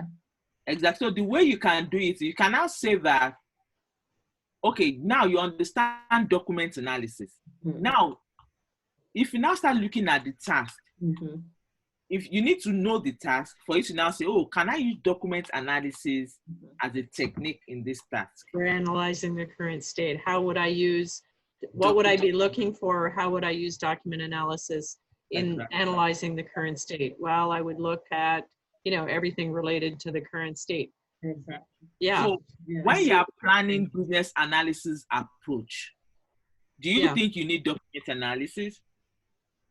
When you are planning it? Yes, I think so. Exactly. Yeah. Exactly. Because you want to look at all the documents within the organization. You want to look at the way they've done it before. Yeah. What approach did they use before, right? So if you understand what that technique is about, you can now look at the task and say, is it relevant here? Yeah. You get what I'm trying to say? So you need to be able to understand the techniques and now relate it to the task that, oh, is it relevant or is it not relevant? You know, when you see a lot of all these sequence model, all these use cases, all those things, you know, it has to do with a lot of requirements, right? So you know that they fall into those requirements knowledge area. So you need to understand the technique, then you can now relate it with which task that you work. Because if you want to know the definition of document analysis in relation to each task, it will be very, very unrealistic. So if you know the overall chapter 10 description and you get the purpose of it, then you can customize it when you're thinking about, okay, when I'm doing, you know, this, what would I be looking for in terms of existing documentation, and then move it along. Yeah. Exactly. Yeah. So that is it. So most time, another thing you can do is before your exam, you can try to map it, because when you map it, some will naturally stick to you and you will not forget it. And in some of them, the tasks are not the techniques are not much. You'll be seeing like 3 techniques, 4 techniques. It's just things like strategy analysis that have a lot of techniques. So that's the difference. So the next, another technique is financial analysis. So it talks about understand the profitability of the current state and the financial capability that is required to deliver the change, right? So what do we understand by financial analysis as a technique? It's used to look at your costs, to look at your potential value that you're going to be getting, to look at investment and all of it, anything that has to do with the the finances. financial benefit, like the benefits and the cost and benefits of an initiative, pretty much. So what kind of return on investment you're expecting to get out of the project, what your net present value will be after implementing this project for the next 5 years, and all those other things at the Babog list of financial analysis. Exactly. So if you remember business case, when you do your business, you always have a cost benefit analysis in your business case. So those cost benefit analysis, they are financial analysis, your total cost of ownership, what you do for the 5 years. To say that, okay, we are implementing this solution. What is the total cost of ownership for this solution for the next 5 years? Meaning, even though I'm implementing this solution this year, in the next 5 years, what will be my cost? I want to know the cost for the next 5 years. I also want to know what the benefit I'll be getting for the next 5 years. And obviously, for you to do that, you know that it's going to be in current state. It's going to be in your future state as well. Focus group. Who can tell us something about focus group? What's unique to focus group? Subject matter expert, when you say focus group, like the specific knowledge you're looking for, who are people, the subject matter expertise on that particular piece. So they have key information. It's not just general interview or survey that you send to general people. It's a focused, I guess, like the name describes, pretty more targeted audience. Targeted audience. Pre-qualified, exactly. It talks about looking to find information about attitudes, about opinions, and about information that only those people will have, and then to seek to see how interacting among those people can lead to new positions from them. Yeah. So it doesn't just take anybody. They pre-qualify the participants. So it's very important. That's what is unique to focus. When you see that, you know it's a focus group. I also read, I don't know if this was brought up, but I read in there that they're often paid. The focus group people, they can be given some money, some compensation for participating. So when you see that, it's different from a workshop. Exactly. So those are the things you want to know. So it's not like you want to know everything about focus group. You just want to know those things that are unique to them. Yeah. Functional decomposition. This one confuses me. I'm still trying. I think I said it last time. More, I feel like I know it based on, maybe I should say cramming, but I don't know if I understand it fully yet. So I think the way I know it is once it says breakdown, once you are breaking down anything at all, functionally decomposing. Once it just says breakdown, so you're looking to break down, I'm like, all right, let's functionally decompose it. Yeah, exactly. So you are breaking down. You are breaking down. It can be processes, it can be systems, but as long it's just like having a whole this thing and break it down into pieces. Yeah, even relationships as well. It could break part of the I guess components of what can be broken down. Functional decomposition. Relationships are one of the things that can be broken down. What kind of relationship? Exactly. What kind of relationship? When you say relationship, like within a company, like if you're doing within the company, like with relationships within the company, like organizational relationships. Okay. Yeah. Okay. So the next one, another technique is interview. So for current state, why would I need an interview? If I want to analyze my current state, why do I need interviews at the technique? You want to talk to the people. Elicit requirement from your stakeholders, pretty much. Yeah. Exactly. Right. Exactly. That's what I want to do. That's Technique. Yeah. There could be individuals that are just super busy, or you can't get them, and there's no way that their time would fit into any kind of group at all. So sometimes you have to do a one-on-one interview or with a very small amount of people that you can gather. Like if we try to get our VPs together, there's no way everybody's going to come to the same meeting. So you might have to do individual interviews or small, like 1 or 2 people at a time. To get information from them. What are the 2 types of interviews? Structured and unstructured. And email, I think, was email not one of? No. So the one you're talking about is you're talking about the formats. Okay. You're talking about formats, the way you when you want to you communicate your business analysis information. So you can do it in a formal way. You can do it informal or email. You can do it by emails. Okay. So that's communicating business analysis information. So interview, we have structured and unstructured. So that's correct. Yeah. Item tracking. What do we understand by item tracking? Yeah, tracking the item.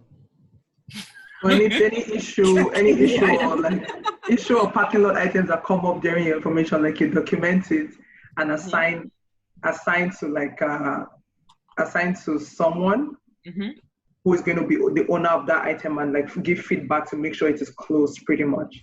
Good. Yeah, that's it. Could you, you know, when you're having a workshop and, you know, you sort of have a little parking lot aside that you'd park items on that you're going to, you know, deal with later. Is that sort of a form of item tracking as well? Where you're kind of taking things offline and going to deal with it at another time? Yeah. You know, I don't want to. I think that's the beginning, right? But it doesn't end there. It goes beyond that, right? Yeah, it's for later. In parking lot, you don't assign it. A responsibility, yeah. You don't assign him. But the way Babok define item tracking is that when you capture those things, you still have to assign it to someone. You assign those things. So I think it's not just if I say parking lot, it won't be the same, because assuming we capture and we assign, then I can say, oh, it's similar to item tracking. Because for item tracking, you're not just capturing, you're also assigning. Okay, that's the key word, assigning. Yeah. Assigning. Okay. Yeah. Because when you record, there are lots of things Babok wants you to note. They want you to have like an identifier, the priority, who is going to be the owner, what the resolution date is going to be. But in parking lots, we don't want to discuss during a scrum. Yes. So we put them in the parking lot so that we don't want to exceed our timeline for the daily scrum. So we put it in parking lot then so that we can discuss it outside of our daily scrum, right? So it's not really the same. Okay. Yeah. So another technique is lessons learned. What is lessons learned? I have a beautiful way that I remember lessons learned. Good, please share. You see, as a Nigerian child, my lessons learned are those things that my mother beat me about. And because of I know your scars. I know exactly. I know not to go back to them. And then all the things that she likes that I must know so that I can continue to be a good child. That is my lessons learned. You know. Okay. That's hilarious. So yeah, saying all the things you didn't do right, and then you were corrected on. Exactly. Yes, those you learned your lesson from, that correction, that corrective measure that your mom took. Yeah. Otherwise, it's an unlearned lesson. But it's also what I also know about lessons learned. For me, I relate lessons learned very closely to my root cause analysis technique, because you see that lessons learned talks about where you failed and how you can improve, right? Where you are doing great, where you failed and how you can correct what went wrong. What is failing and how you can fix that, right? How you can prevent something from going wrong, and how you can, even the things that are going on well, how you can improve them so that they become better, right? So I relate both of them to very closely together. And that is how I track those two techniques. Mm. Mm. Okay, for lessons learned, most time it's something that has happened, Mm. Yeah.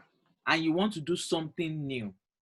So you are looking at it to see where you failed, so that you can improve in that new thing you're doing. So you are looking for opportunities to improve on that new initiative you are trying to do, right? So that's lessons learned. If you work in an agile environment, what we call retrospective, Mhm. that is lessons learned. So because in agile environment, they do something they call after each sprint, they do a retrospective to say this is how things, this is what we did well, and this is the things we didn't do well, and these are the things we can improve on. So lessons learned is just similar to that. In short, lessons learned in Babel can also be called a retrospective.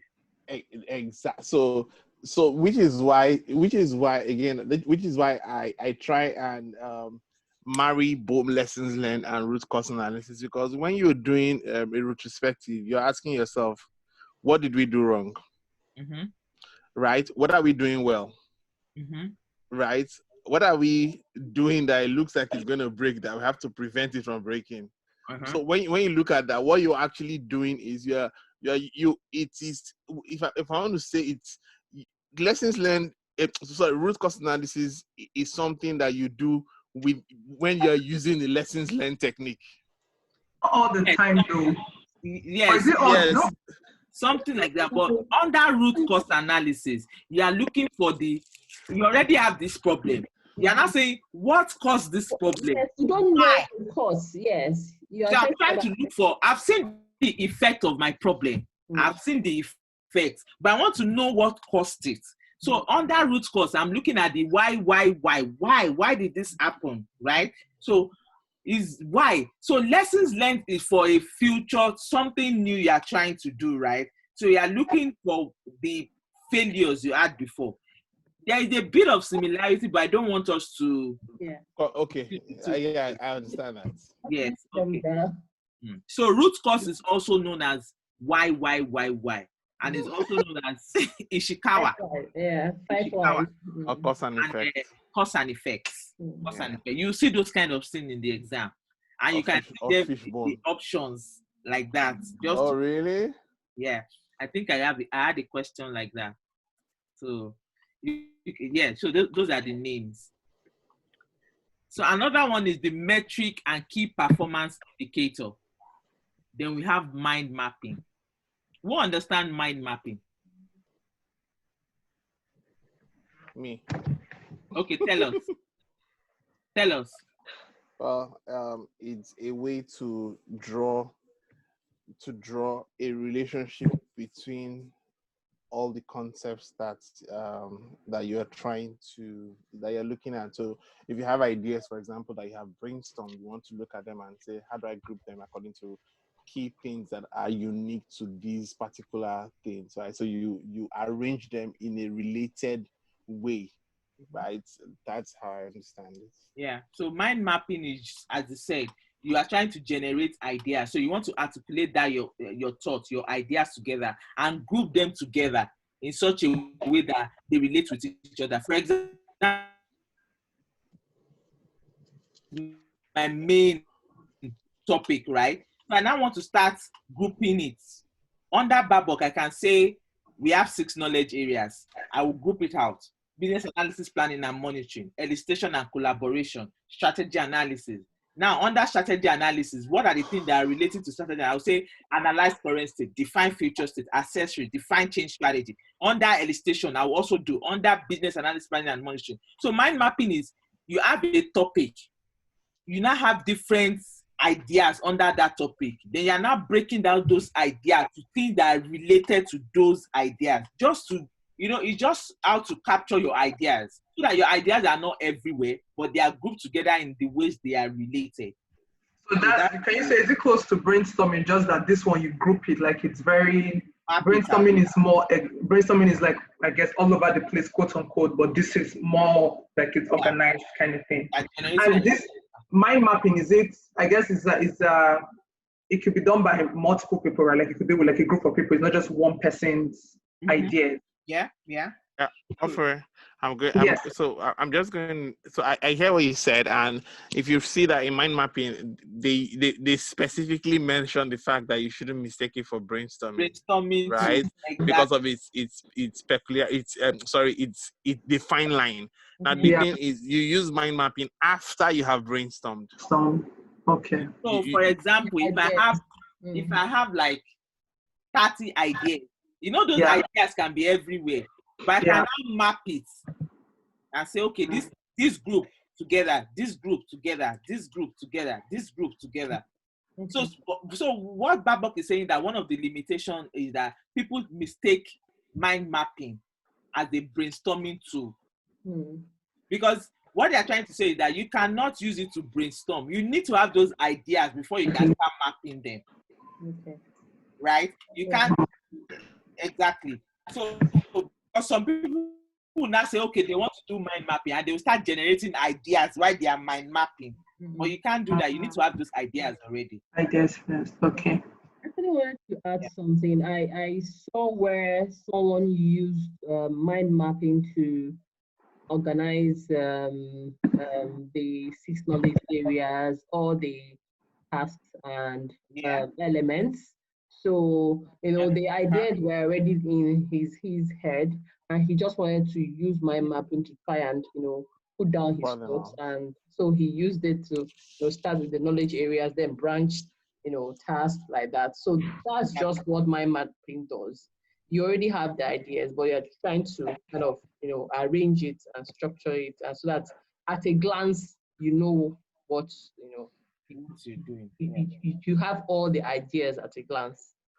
So that's just referring to that limitation, particular limitation that mind map that Babok referred to. It said that you shouldn't use mind mapping for brainstorming, because by the nature of brainstorming, you're supposed to be free to just say BS and they put it on the board, right? But with mind mapping, you are going to have to start asking yourselves the why. Okay, so why? What is related here? How is it related? And once you start doing that, you break the flow of the creative storm that you have to brainstorming. Yeah. Okay. Get it. Observation. What is another name for observation? Looking. I'm joking. I'm sorry, you followed me. I know. Let me pull out AK here. Observation, insight into need. Job shadowing. Job shadowing. Job shadowing. Yeah. It's also called time and motion. Time and motion. You can't hear me well, eh? Can you hear me well now? Yeah, better now. Okay. I'm basically copying the thing on my mouth. It's called time and motion study. So you know why I'm asking for the other name? Because in the exam, they might use another name. Job shadowing, right? Exactly. It's also called facilitated observation. So active notice, the active one is also called facilitated observation. Yeah, so that was my next question. What are the two types of observations? Active and passive. Yes, active and passive. Yeah. Active, so active or noticeable or facilitated observation. Yeah. Then there is passive, then unnoticeable observation.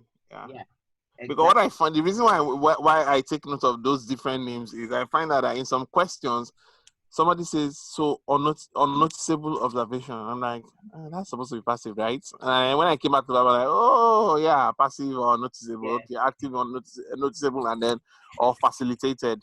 So imagine in an exam, they are asking a question about active, and they wrote active, they wrote passive, they wrote unnoticeable as the option. So you need to be able to understand the difference, because they can use those other names as options as well. So it's very key. So organizational modeling. Sorry, there's one final name that comes up there as well. Contextual inquiry. Yeah, I think that's inspection, right? Yeah, after you have done your, after in the process of doing your, so let me just read it out the way it says it here. It says inspection of the person's work environment helps in discovering any tools and information assets involved in performing their activities. This supports understanding of the activities, especially with the purpose of identifying needs and opportunities. This kind of observation is an important part of the technique and is known as contextual inquiry. So this is a technique variation. Yeah. So it just varies a bit from the passive and active. So it's called inspection. So yeah. So it's just like they are saying that it doesn't really fall under active and it doesn't really fall under passive, but just know that something like this exists. Yeah. So that's What was it called? Sorry? Contextual inquiry. Contextual inquiry. Yeah. Okay. Yeah. So it's like in the process of doing your observation, right? You go on to ask about why are you using this tool? Why are you using that information asset? Why are you following it this way? Now you're doing contextual inquiry. Exactly. Okay. So organization modeling. We talked about organization modeling at the beginning, right? We said anything that has to do with roles, responsibility, reporting structures, right? So when you see things like that, you know they're talking about organization modeling. Then process analysis. Identify opportunities to improve the current state. Process modeling defines how work occurs within the current state. Please, what is the difference between process analysis and process modeling? They are both techniques. The analysis, I guess, in analysis, you're trying to discover something. There's probably going to be gaps. There's going to be areas to improve and things like that. But in modeling, you're just really trying to get the end-to-end process of what we're doing right now. Yeah. You can't really analyze anything until it's been modeled either. Exactly. Yeah, exactly. That's it. I cannot analyze if I don't have a model. Process modeling is like a high-level view, you know, and then when you have it there, you can now start analyzing. Okay. Yeah, so it's like process modeling is a what, process analysis is a why. Exactly. You guys are. No. Danielle, operate. Let's change this into this night. I'm not ready. So, risk analysis and management. I know we are still going to do a bit of risk, so let's move on. Root cause analysis. I think we talk about root cause analysis. Yeah, we're ready. Yeah. AK gave us the lowdown of root cause. Yeah. So scope modeling. Scope modeling. This scope and boundaries. It tells you what is in the scope of what you're trying to do and what is outside the scope of what you're trying to do. Exactly. So you can model it either to show what is in scope, or model in scope and out scope, or model both, or just model it in such a way that you're showing just the out of scope, right? Yeah. So that's scope modeling. Surveys and questionnaires. Used to gather information from a disparate group of stakeholders that are located in different geographical regions and that speak different geographical languages, and that you're trying to get quantitative data, and that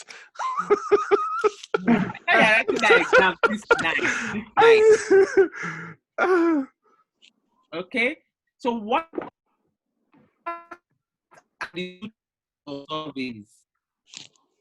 Sorry? What? Types of surveys. The two types of surveys. Open-ended and closed-ended. Two kinds of what? Sorry? The two types of surveys.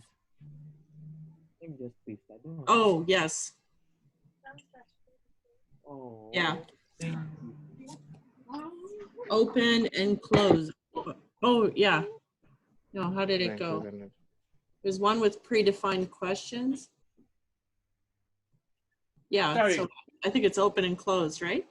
Predefined questions. Yeah. All right. So the closed-ended one is which one? Yes or no? Yes or no? Yeah. Yes or no? Yes or no, easily. So that is the two types of surveys and questions. Then SWOT analysis. What is a SWOT analysis? Tells you the strength, the weaknesses, the opportunities, and the threats that that surrounding the current organization state.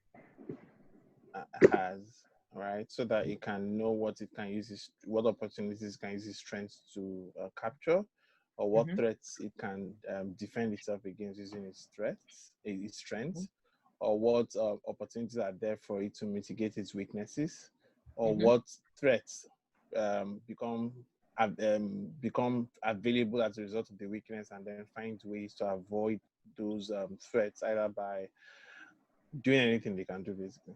So which one are internal to the organization and which one are external to the organization?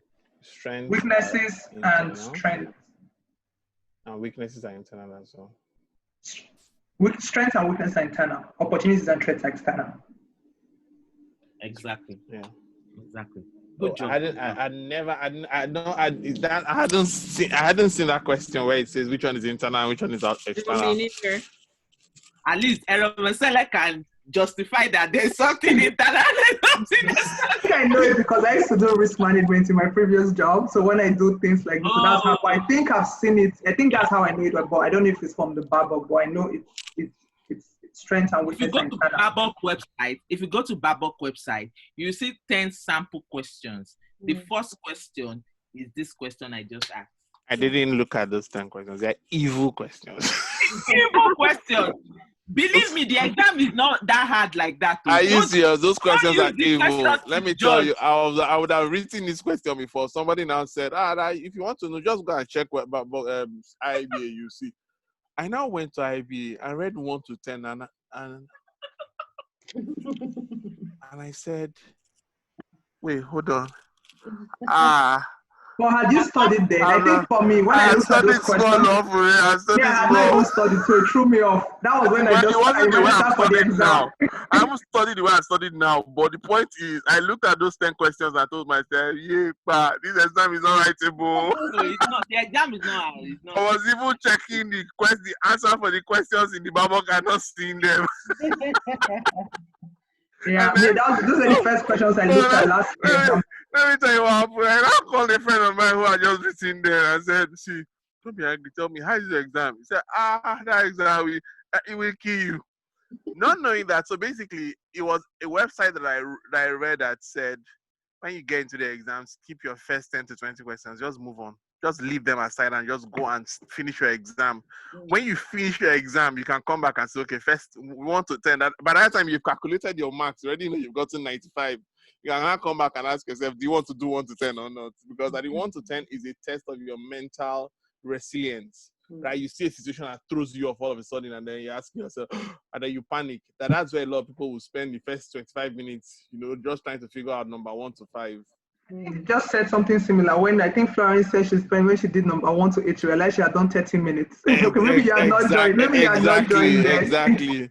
Oh, so basically, just leave your number 1 to 10 or number 1 to 20. I just go to 30 and continue from there. And you can come back. It is a ploy. It is a. When I read into. Some people can skim. Yeah. And get the answer. For me, I read every word. So it takes me time. So when you give me like a long story, case study, it takes me time because I'm a deep reader, right? I read every sentence. Some people can skim, and before you know it, they can easily pick their answer. So vendor assessments. What's vendor assessment? It's also a technique. Is it? It's a technique. Yes. Is it in Babok? Yes. Yeah. Honestly, I'm happy someone has experienced it. When I did my first simulation, I'm like, how come I've not seen these things? I've read my books. Vendor assessment is a technique that enables you to determine which stakeholder is able to deliver a solution for the long term that's going to be stable, is able to keep his staffing levels, is going to be doing all which stakeholder or which vendor? Which vendor? So the vendor assessment is the technique that helps you so you use it to determine whether the stakeholder you are going to employ as a vendor Okay, you identify your vendor as a stakeholder, I guess. Okay. Exactly. Yeah, it's going to be able to be there in the long term. It's going to be able to keep to the terms and conditions that you guys have signed. It has the financial capability to exist for a long time. If it has the knowledge and the skills that you want to, impute into your organization and all those other things that are listed there. Okay. So what are the assessments that organizations do? It is KVT, KTV, KVTV. KVTV, yes, knowledge and expertise. Knowledge. And then looking at, okay, knowledge and expertise. Let somebody else go on. There's knowledge assessment. It's KVTV, that's how I know it. License. Yeah. Terms and conditions. Yeah. Market. Yeah. Vendors. KLVTV. Yeah. KLVTV. And they do it through request for proposals, request for quotations, and we know the difference between these things, right? Request for No, Florence. I keep asking everybody to explain it because the way I know it might not be the way you know it. So please, and Babok did not really explain it. So how do you know it? How do you understand it? Because Babok is not bothered about the way it's done because they feel that it is can be different. Not, as a business analyst, it's not your role. You need you work with someone to actually do that. So request for information is we want to do something in this organization, right? We don't even know how to go about it. We don't even know what we want to do. So I will put it out as a request for information so that you people can submit information about what I want to do. You are not serious. You are going to give me information about what I want to do. And most government organizations do it a lot. So they want to do something, but they don't know how to go about it. So they request for information. Request for that's RFI. Okay, yeah. That's RFI. Yeah. Information. Then request for proposal. That's when you know what you are doing. Then you put it out that this is what we are doing, and you request for proposal, right? So people will now come up with their proposal that this is how we're going to do it for you. This is what we want to do for you. This is how we're going to implement it. So you can look at the different proposals, right? Then request for quotation. You already know what you want to do. You have the way you want to do it. Everything you want to do, you know it from beginning to the end. You are not saying quotation. Yes, I want to select. So give me quotation. Let me know who is going to give me the lowest cost to implement this thing. So something like that. So that's the difference that I know. So workshop, the last one. Thank you. You put a spin. You put a spin on RFI for me.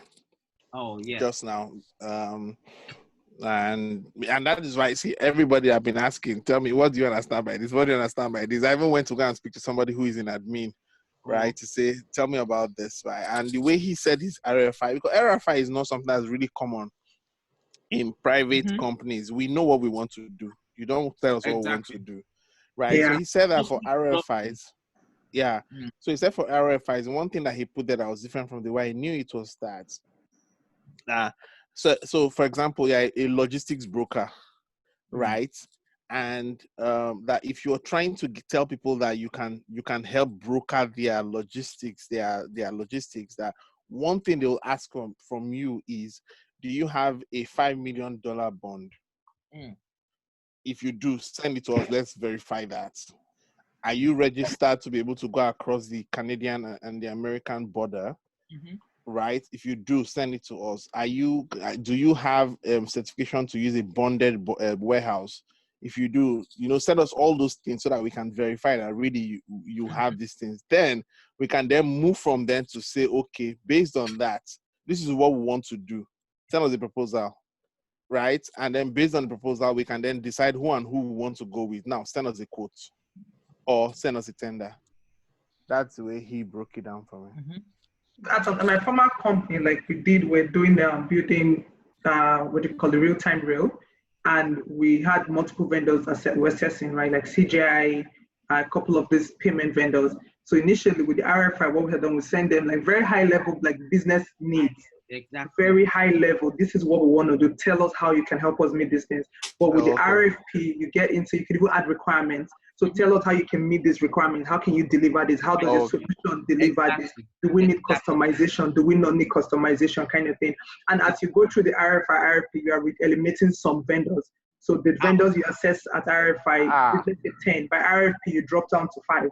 When you get to quotation, probably 3 before you at now that time, finally you want to your- pick the final. For real, well done. That is, I think that's the best explanation I've heard of everybody that has explained this to me. Yeah, because it's like something for me just because I did it at my last last job, so it's very Information you just have high level of what you want to do. You don't know. Yeah. So the last one, workshop. What is a workshop? In short, how is the workshop different from focus group? Because workshop too is also a focus group. A workshop is so you are actively focus group is a focus event, right? When it's a focus event. Yeah, it is. Well, the difference groups are a much smaller period of time too. Yeah. A workshop can be over a few days, but a focus group is like a couple of hours, a very focused session of just a couple of hours. Workshop participants aren't paid, and they're not necessarily all pre-qualified with the same, the same views. Yeah, I think that's good. Yeah, that's good. So a focus group is pre-qualified, but a workshop is not pre-qualified. There is one thing that jumped out to me in the Babok for the workshop. It's about the fact that the workshops is put together to achieve a predefined goal. It's almost like bringing everybody to work towards agreeing something. But with a focus group, I'm coming with my opinion. I'm coming with that attitude that I have. I'm coming with whatever it is, what baggage I'm bringing. I'm coming to tell you this is my baggage. You take it or leave it. Now, in the course of the conversation, if I change, okay. If I don't change, it's up to you. Pay my money, let me go home. Yeah, and correct me if I'm wrong. I feel like the workshop there's a bit of solution. You're wrong. There's a bit of solution. Whatever, aka. There's a bit of solution. Is that right? That's how I kind of understand workshop. Like you get into like solution to be able to come out with like a specific defined result kind of thing. Exactly. Products. Yeah. And then another thing about it is workshop. So you're going to be eating during work. You're going to be working. You're going to be eating during work. They'll provide lunch. Workshops are longer, so they always provide 3 meals per day. You'll be shopping during the work. So how many stakeholders did Babok recognize in total? I think six to 10. Hold on. Customer, domain, implementation, supplier, tester, regulator, sponsor, PM. 6 to 12? 6 to 8? I think 9. 9? Are you talking about for the focus overall? Oh, operational. Overall. How many stakeholders do we have overall in Babok? Oh, actually 11 or 12. I think it's hold on. COC trap. D is for domain SME. C is for customer. E is for end user. O is for operational support. CO's supplier. Then C-Trep. Then you have your sponsor. Then you have your implementation subject matter expert. T, you have your tester. C-Trep. You have your regulator. P, you have your project manager. I think 11. We have 11, right? Yeah, that's what I did. You mention business analysis. Did you mention business analysis? Thank you. Please help me explain that. Business analysis is always part of all the things. Now we are the ones that we are the stakeholder that's counting all the other stakeholders now, Florence. Yeah. So 12. So 12 then. So if you add BA, there are 12 stakeholders overall. 12. With BA, there should be 11. Okay, so you have the domain SME, implementation SME, customer, supplier, end user, ops support, regulator, stakeholder, supplier, sponsor, project manager,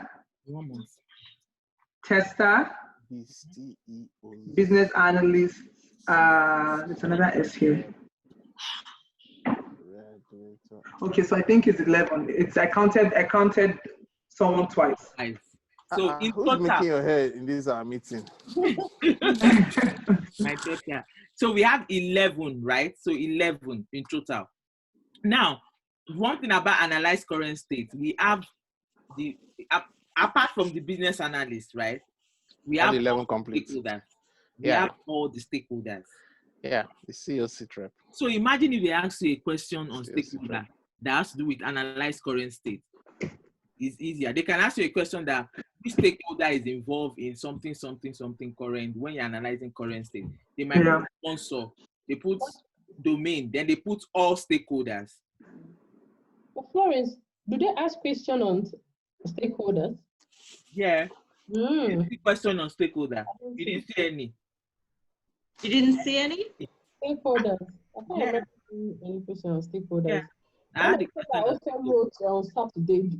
She said she didn't see any question on stakeholders. Are you serious? Yeah. I had a question on stakeholder. They said something about what was the question again? It was something about requirements. They put product owner, business analyst. Oh, okay. There. So I think the answer was the business analyst, because you have to follow Babok, right, for every question. The question was an agile question. Oh, So if I was doing Scrum, I would pick product owner. Yeah. But it's not like a question that will now start. You have to now know domain and design. But it wasn't. Yeah, but if I look at it, I know it's a question on stakeholders. It has to do with stakeholders. One or two, but I can't really remember. Yeah. I think that I begin to ask more questions on agile, because my friend also said, yes, I had questions. Yeah, that she saw questions on agile. She saw Kanban, and she was wondering, where is Kanban in Babok? Was Kanban? Yes. Yes, it was mentioned. In the agile perspective. That place that people don't read. The perspective, right? So most times they just, when they ask those questions, it's not like they are expecting you to answer in the agile way. That's what I noticed. If you look at the question properly, they're asking something about Babok, right? IIB, like business analysis, but they will want to still pick a business analysis answer. Don't look at it from the agile perspective. You have to look at it from the business analysis perspective. So they just mix up with a lot of agile information because they know it's agile now. People are doing agile now, right? So they want you to be able to differentiate between the two. That's what I think. So what is our output? Our output is the current state description and the business requirement. That's our output. So current state description is after I've analyzed everything, I've used all my techniques. This is what we have as the current state.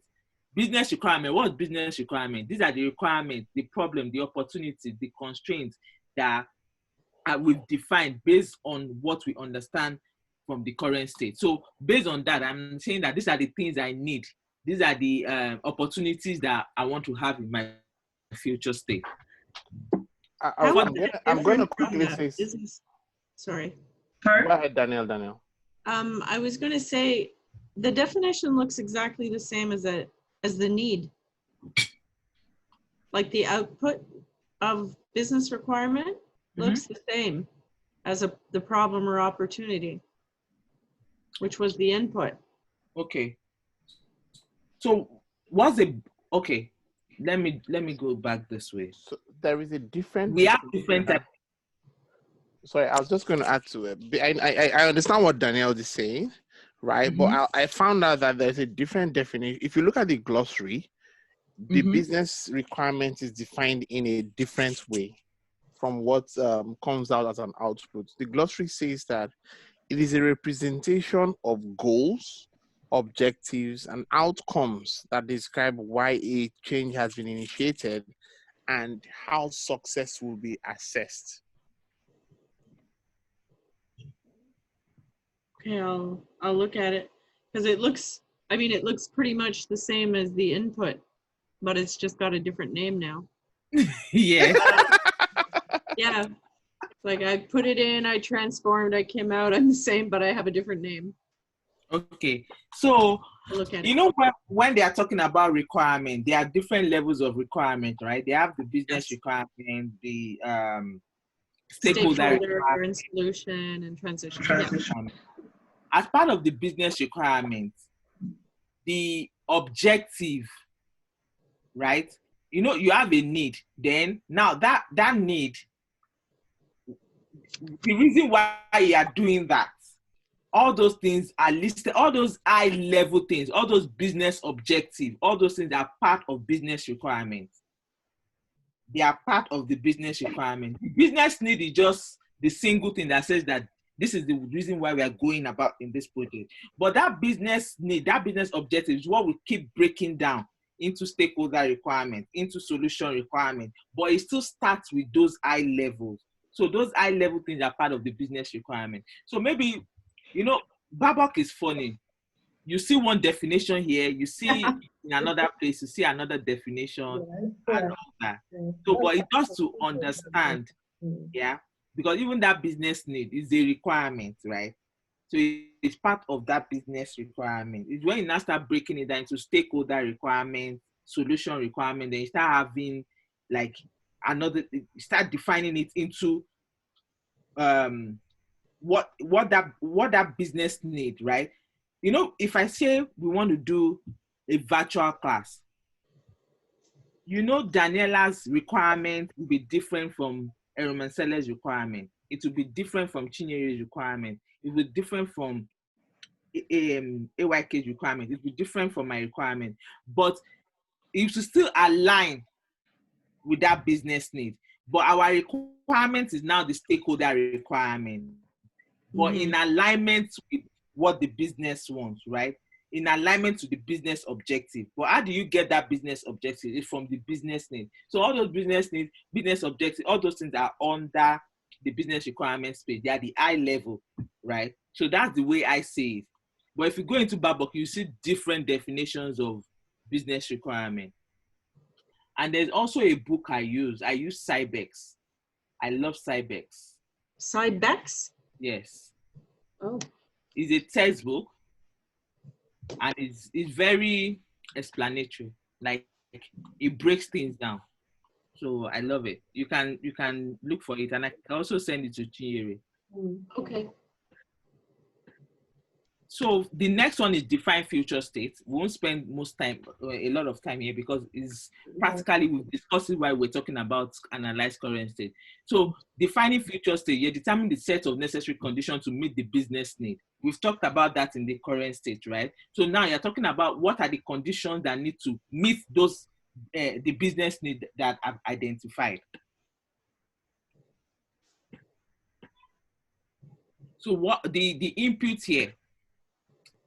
We have only one input, which is the business requirement, right? And we got the business requirement from the current state after we analyze the current state. So we have only one input here. What are the elements that we have here? We have business goals and objectives. Obviously, when you have your business need, you now start defining what the goals are. What are the objectives going to be? So what is the difference between goals and objectives? Or how are they related? Objectives are smart, they are more specific. Yeah.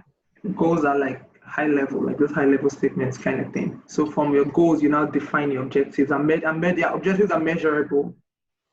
Exactly. Good job. So that's business goals and objectives. Scope of solution space. Define which kind of option will be considered when investigating possible solutions. So you're just talking about that for the solution space, you are going to define you're going to define that boundaries of the solution you're trying to do. So it is I'm trying to see how to, you know, that when we are trying to put options in place, we say option 1, option 2, option 3, right? Exactly. Yes, and you don't want. Are you saying something? Yeah, I was going to say that. So using your LMS, your virtual class example, when previously you mentioned we can use Zoom, we can use Teams, we can build our own, or we can go and use LinkedIn Learning system, and that's the scope of the solutions of the solution space, and then out of that we'll choose one later in the exactly. So something like that. Then we have constraints. We know what a constraint is, right? What's a constraint? You can limit it. Is it not limitation? Can we call it limitation? But it's a guardrails. It's like What did you say? Correct. I said guardrails. You can say it's a guardrails, as in you have to function within the limitations of your constraints. You can't go outside of that. It guides you as to what you can do. So those are like policies. Those are like, if you're saying guardrails, based on what you just explained, I guess I could say, because how I used to use guardrails was in the past when I did risk was looking at this as you cannot function within this boundaries kind of thing. Like these are your boundaries, but I don't know if that must not be. Yeah, I feel like constraints are more, not limits, but something holding you back kind of thing. That's limitation. Limitation, right? Yeah, okay. So limitation. The limitation is a restriction. Yeah, so if I tell you that, oh, this virtual stuff, we need schools are going to resume in September. I want it done in the next 3 months and all that. It's a constraint, right? I'm giving you a time constraint. I'm saying that you have to implement it within 3 months, right? So it's a limitation. I'm saying that it must be done at this certain time. Yeah. Okay. So organization structure and culture, we've talked about that already. Structure, right? Can I ask a question? Okay. I'm not sure I really understand scope of solution space. Me too. I was just going to say that if we can go back, because I'm just trying to read it here. I don't understand how that's different from scope modeling. Or even defining that sort of in and out of what's in scope. So I get those confused. Okay. So, when Kay was talking the other time, he mentioned he used the virtual class as an example. So what we are saying that for this solution, like when I'm considering my solutions, these are the space I want to look at, right? I want to look at either okay, we have Zoom, we have Teams, we have Slack, we have all those things. I can say that, no, we are not going to consider things like, things that are above this particular amount. I'm just saying, for example, it should be within this particular amount. It should be a technology that is global. It should be, we can also consider building it ourselves.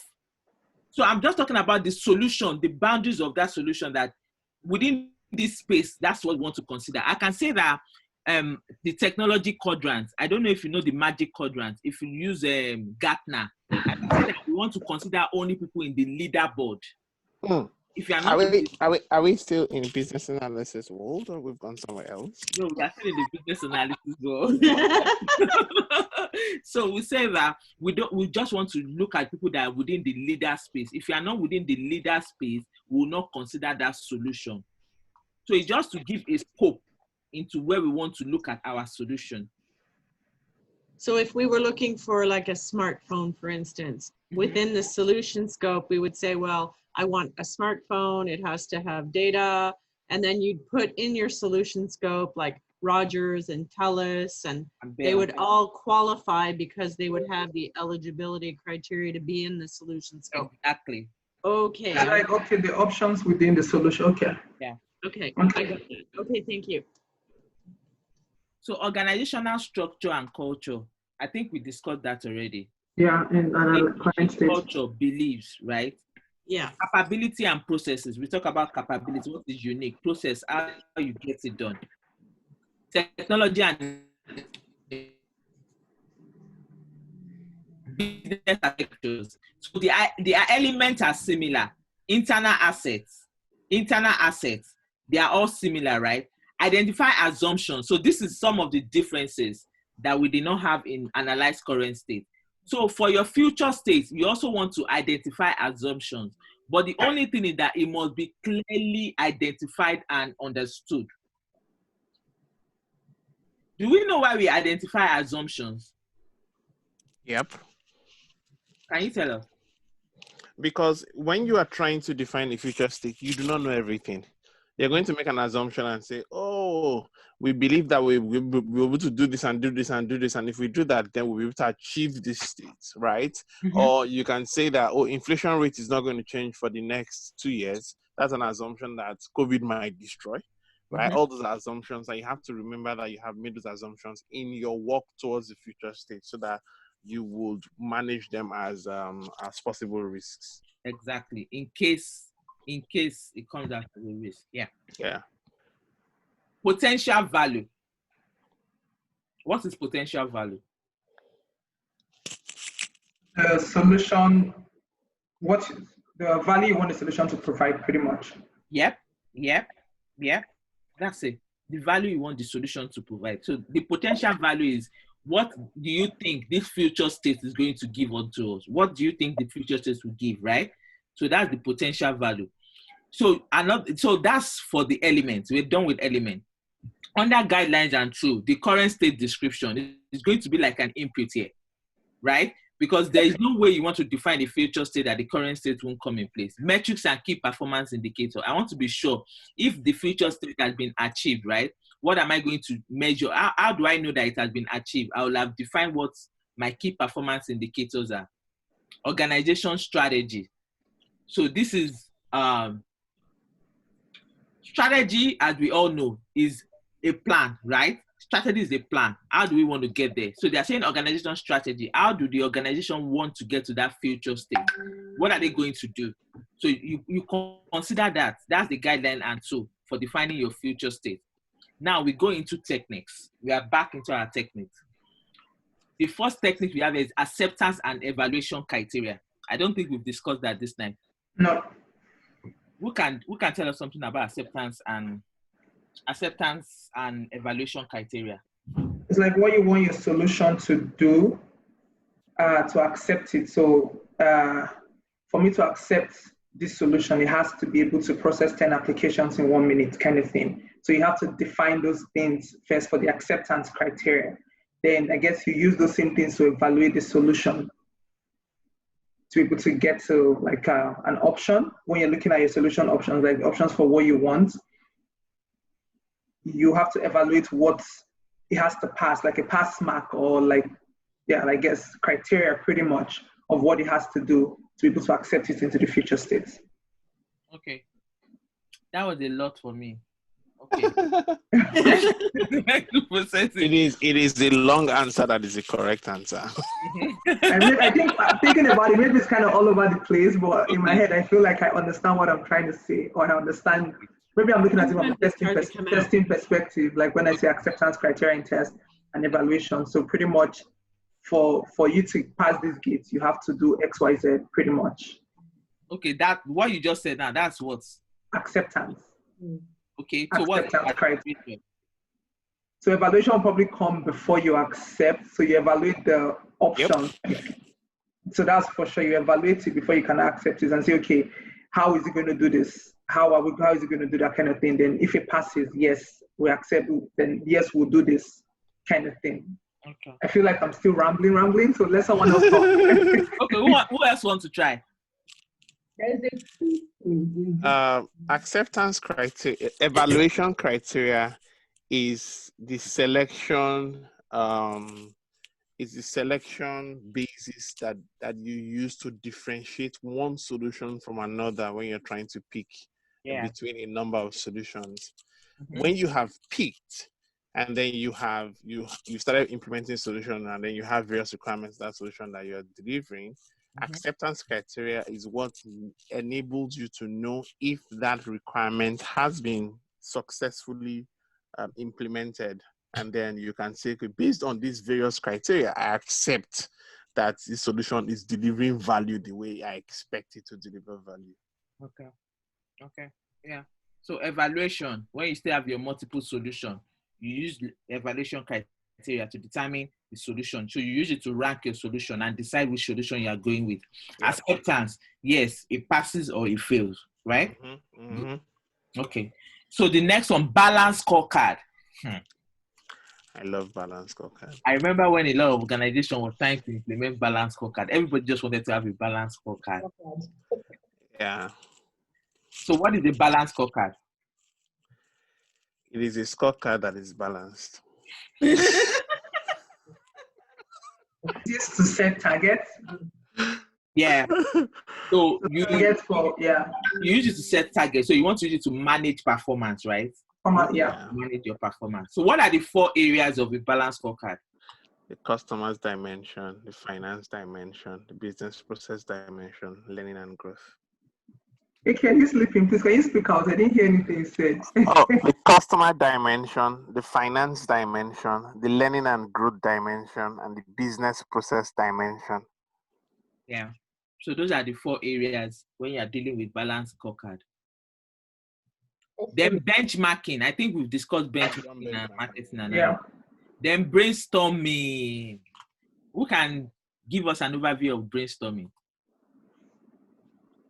People collaborate, like coming together to discuss different ideas, pretty much. So, yeah, like just train all the ideas down there. Okay, this is what I think, this is what I think, this is what I think, this is what I think. And it's not, I don't want to say it's not structured, but it's just like thinking out loud, talking out loud, and just putting it out there. To generate ideas. Yeah. That's what I used to remember. I thought when we say brainstorming, I said, what are we using brainstorming to do? We want to generate ideas. And when I see anything, the funny thing is, I when you look at business analysis planning approach, the business analysis plan and monitoring Nigeria, in some places it's for generating ideas, in some places for identifying, in some places is for so one is identifying, one is generates. There's a third word that is used, right? Because okay, for example, in stakeholder engagement approach planning, it is used to identify stakeholders that are going to be part of the process, right? It's also used to uncover, that is information management approach is used to uncover information needs, right? And I'm like, guys, can you just put a checklist there and say checklist instead of Honestly, I feel like I should write some IIB and say, don't make this thing so difficult. It's not that difficult. Let's just make it easy for everybody. Yeah, it's English. They just try to, but the truth is that ideas, that's a major function of brainstorming. I want to generate more ideas. I want to identify this. I want to ideas, because in the exam you need to have something that connects you with that technique. Yeah. So that when you get there, anything relating to that, you can quickly. Business capability analysis. I think we discussed this, right? Business cases. We already talked No, we didn't discuss business capability analysis. We just talked about capability. Oh, okay. So what business capability analysis is a technique. Yeah. So who can tell us something about business capability? So what is like, I don't want to use the business. I think AK said that use the word before for capability, like what the core functions, the things that are unique to the business kind of thing. So analyzing and defining those things pretty much in relation for that business. Yes, in relation to the value and the risk. And does this value and risk, is it the same across business capability analysis, or is specific to this task? No. So this is the technique now. Not okay. We are not looking at it from that. Now, when I say talk about business capability analysis, I'm talking in terms of the technique. If you go to your chapter 11, what is business capability analysis? Analysis, okay. Yeah. So yeah, there is something that. So one of the things I tried to do was I had never done a business capability analysis before, right? And so reading it was kind of abstract for me. very, very abstract. I was like, okay, I needed to see an actual business capability analysis that had been done. And when I saw that, oh, it makes sense now. So basically, you're looking at, let's say you're looking at a bank, for example, right? And then you take the finance, let's say the finance area of the bank, right? And you're looking at things like what are the processes they have, what are the staff resources they have, and then you find that even though you're supposed to be a bank, but you don't have very good, knowledgeable staff when it comes to accounting processes. Most of them are not certified or stuff like that, right? They might know what happens in your organization, but they might not just know beyond that. And then you tell yourself, oh, you know what, this is a risk for us. Right? If we're going to continue delivering value as an investment bank, we need to go and source for people who are investment bankers. Mm-hmm. And so because you've looked at that, your capability in that way, you're able to quickly identify where you have gaps and then quickly fill them up. Mm-hmm. Okay, so what you talked about now, you talk about it in terms of value and risk. Yeah. They identify the risk, right? Yeah. And look for how they can mitigate those risks so that they can still continue to provide value. Exactly. That is how business capability analysis is done. Okay. Business cases. We talk about business cases, right? To justify the need, right? Business model canvas. Did we talk about business? Who can talk about business model canvas? So what I find about business model canvas is it's also very similar to the business capability analysis in that it lays everything out in a single sheet that you can see. Yeah, what is our value proposition, right? What are we trying to achieve, right? Who are stakeholders? Who are the key partnerships that we have that are helping us deliver where we do not have the requisite skill to deliver?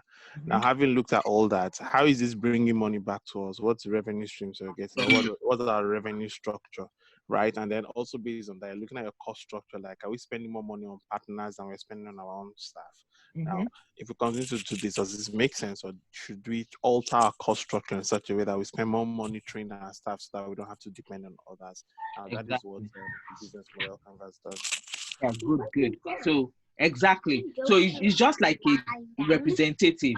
Like it gives you everything on a sheet where it shows everything. What is your value proposition, cost structure, revenue structure, exactly what they say. What is your customer segment? What are the channels you're using for your business? All those things just on one page. Who are your key partnerships? What are your activities? What do you do in your organization? So a business model is not a big deal. A business model is just saying that for my business, this is what we do, right? For example, snapshot. Yes, like a snapshot. It shows you everything that you need. So, for example, if my business is like, for example, a learning organization, I will say, what are my value propositions? What do I do? I'm trying to improve something. I'm trying to educate people, right? Then I'll not know who are my key partners. Who am I partnering with? Okay, I want to be partnering with schools. I'm partnering with Sheridan. I'm partnering with Mohawk.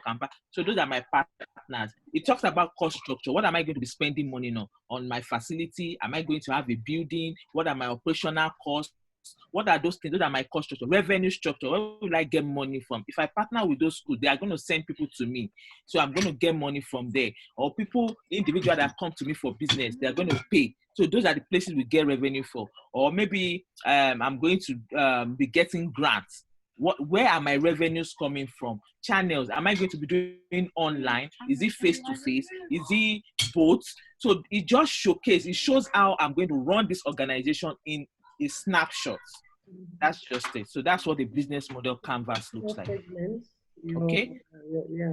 So the next one. Most times, most of these things, you cannot use them alone. You have to use them in conjunction with something else. You understand?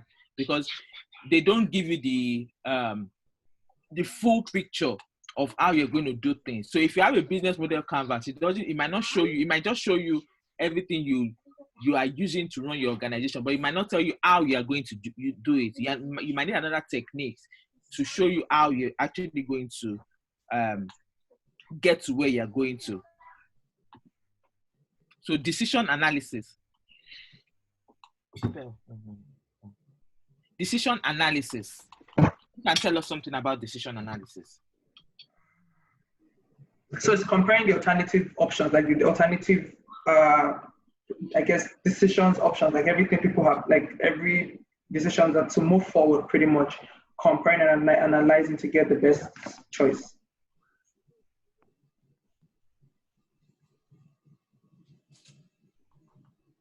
What's decision modeling?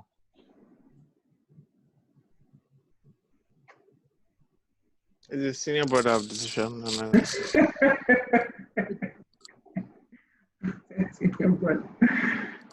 But is he not, Flores?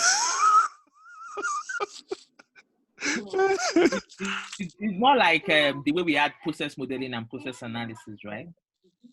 Right? So Yeah. So same. Yeah. So I wanted to bring out something again. Remember that okay, decision analysis is a technique, because you see decision modeling, you see decision analysis as well. They are both techniques, right? Yes, they are both techniques. Yeah. Have you Yeah. done Have I? No, I have. I think because of how she called it out separately, I'm like, but they are both techniques. Yeah. Now I've started. I've not delved in yet. It's teacher, you can see I've improved compared to last time. I feel like I was so stressed out yesterday and the day before. I'm like, okay, I need to understand this technique well, because before I was trying to read it within the task, right? Yes. But teacher was like, no, go to chapter 10 and just read everything. Exactly. It's very yeah. Decision modeling. So we're back to decision modeling again. For decision modeling, you can have a decision table or a decision tree, right? I'm trying to remember something. There is something that differentiates the two, why we have to use one against the other.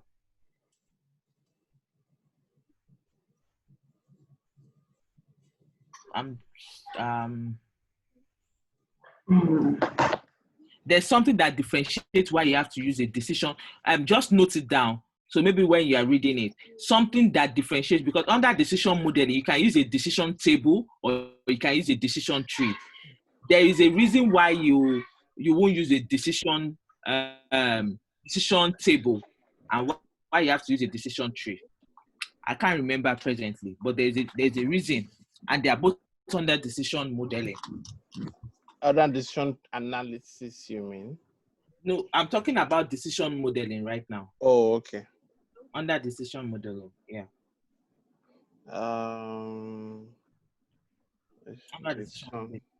Let's just check it out and see what that is. Yeah. So if we get it, you can just let us know. So we'll go on.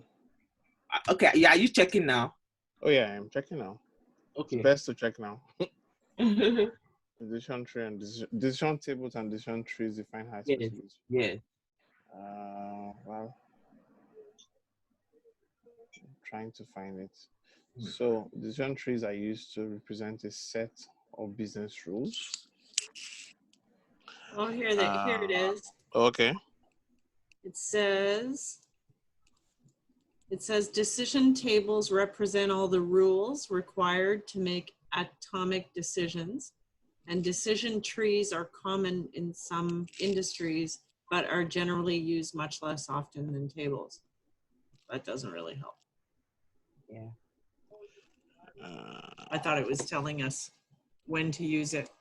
Decision tree is one of the elements of decision analysis for sure. Like it's under the analysis piece. Mm-hmm. And decision table. I'm just trying to find that here. Did you say difference between decision tables and decision tree? Yeah. Okay.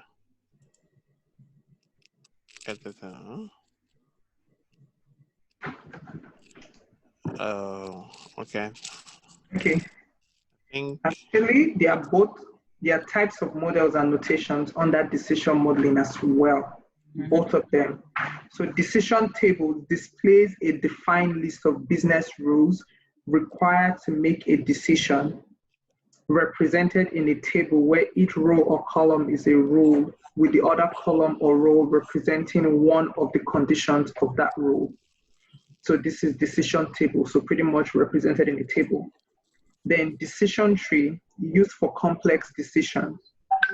Each path on a decision tree leaf node represents a single rule, and each level a data element. Downstream branches show different conditions that must be true in order to continue down that branch. Okay, so I've not seen what I'm looking for, but what I'm trying to look for was decision table is what most people use. So the only thing I can get from it is when it's complex, that's when people use decision tree. So maybe it wasn't in Babok. I saw it somewhere, but I can't remember. It was telling us that most generally decision table is what you use for decision modeling, right? That, but in some cases, based on this, that you use decision tree. But I didn't see what I was looking for here. So maybe in one of the documents I've read over time. That's why I saw it. So, but based on Babok is just saying that when it's a complex situation, you use the decision tree for your model. When it's complicated, we use a decision tree?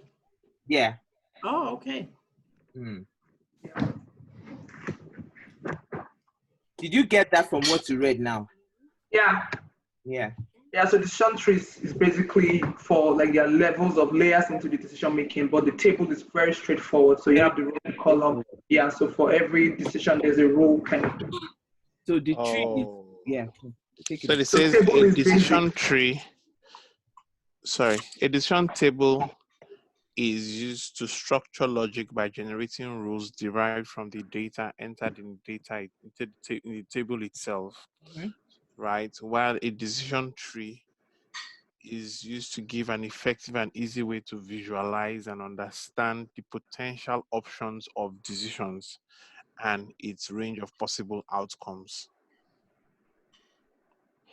So a decision table is you look at the rule and then pick the rule and use the rule to make your decision. In decision tree, it is what are the possible outcomes that I can get out of this? And I guess that's why decision tree is used for, decision tree is used a lot for machine learning, because then you can map possible outcomes based on different values that are imputed. Does that make sense? No, I didn't understand the machine learning piece, but I guess okay. we could. The decision table shows you the rules, right? And then based on the rules, you can make a decision. Why the decision tree shows you the possible outcomes, right? That can come out of implementing, I guess, those rules. Yeah. Okay. Okay. Sorry, I don't know what happened. My network just switched off. Okay. So the decision tree, yeah. I just remember decision tree complex. It has more than one, it gives me more than one options, right? It's complex situation. And decision tree and decision models, decision tree and tables are both used for decision modeling. Financial analysis, I think we covered this before. Yeah. When we talk about the cost analysis, the functional decomposition, we talk about this as well. We talk about breaking down the solution into different parts, right? Interviews, we cover this as well, right? Yeah. We can see that techniques for analyze current state and define future state, they are very similar. Yeah. We talk about lessons learned already. We talk about retrospective as the other name. Yeah. Metric and key performance indicators, mind mapping. We talk about organization modeling, rules, responsibility, reporting structures.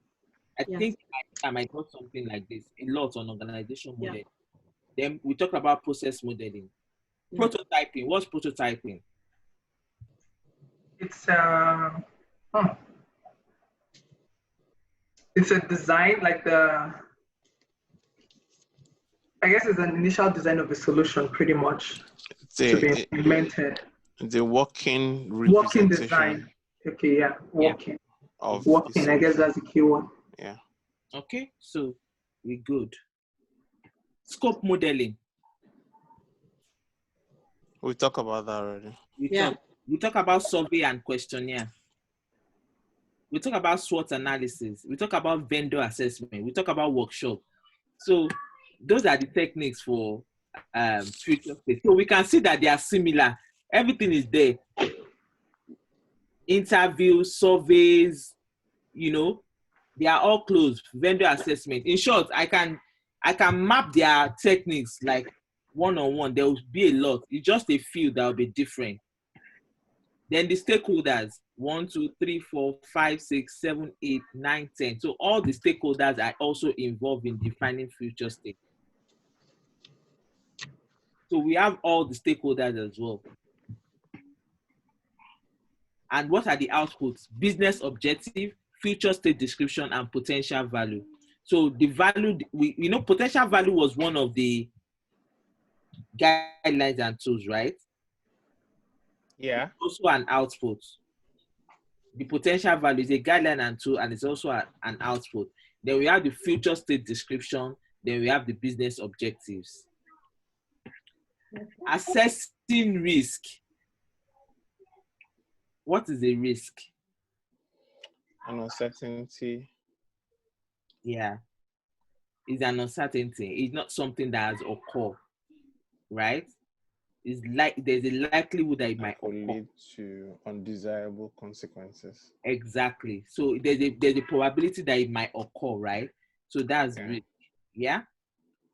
Here we have a lot of inputs. We have about 5 inputs. BIPA. Did you do BIPA too? Yes, now. That just, are you serious? Yeah, I did BIPA. Business objective, influences, potential value, illustration result. Oh, okay. Yeah, I did BIPA. So I had a lot of acronyms. Honestly, I was finding it difficult to get this particular input into my head. I just said, you know what is this? Okay, BIPA. As I walk into the exam that day, first time writing down is BIPA. I think mine is ask us the word. I think that's the first thing I'm writing because I just know it that way. I didn't have for everything. I had something. See God, see get this, that. There's nothing because I had to do a lot of commit to memory. So I had a lot of acronym, a lot of mnemonics. Was Daniel dropped off? Okay, she's still here. Okay, sorry. Yeah.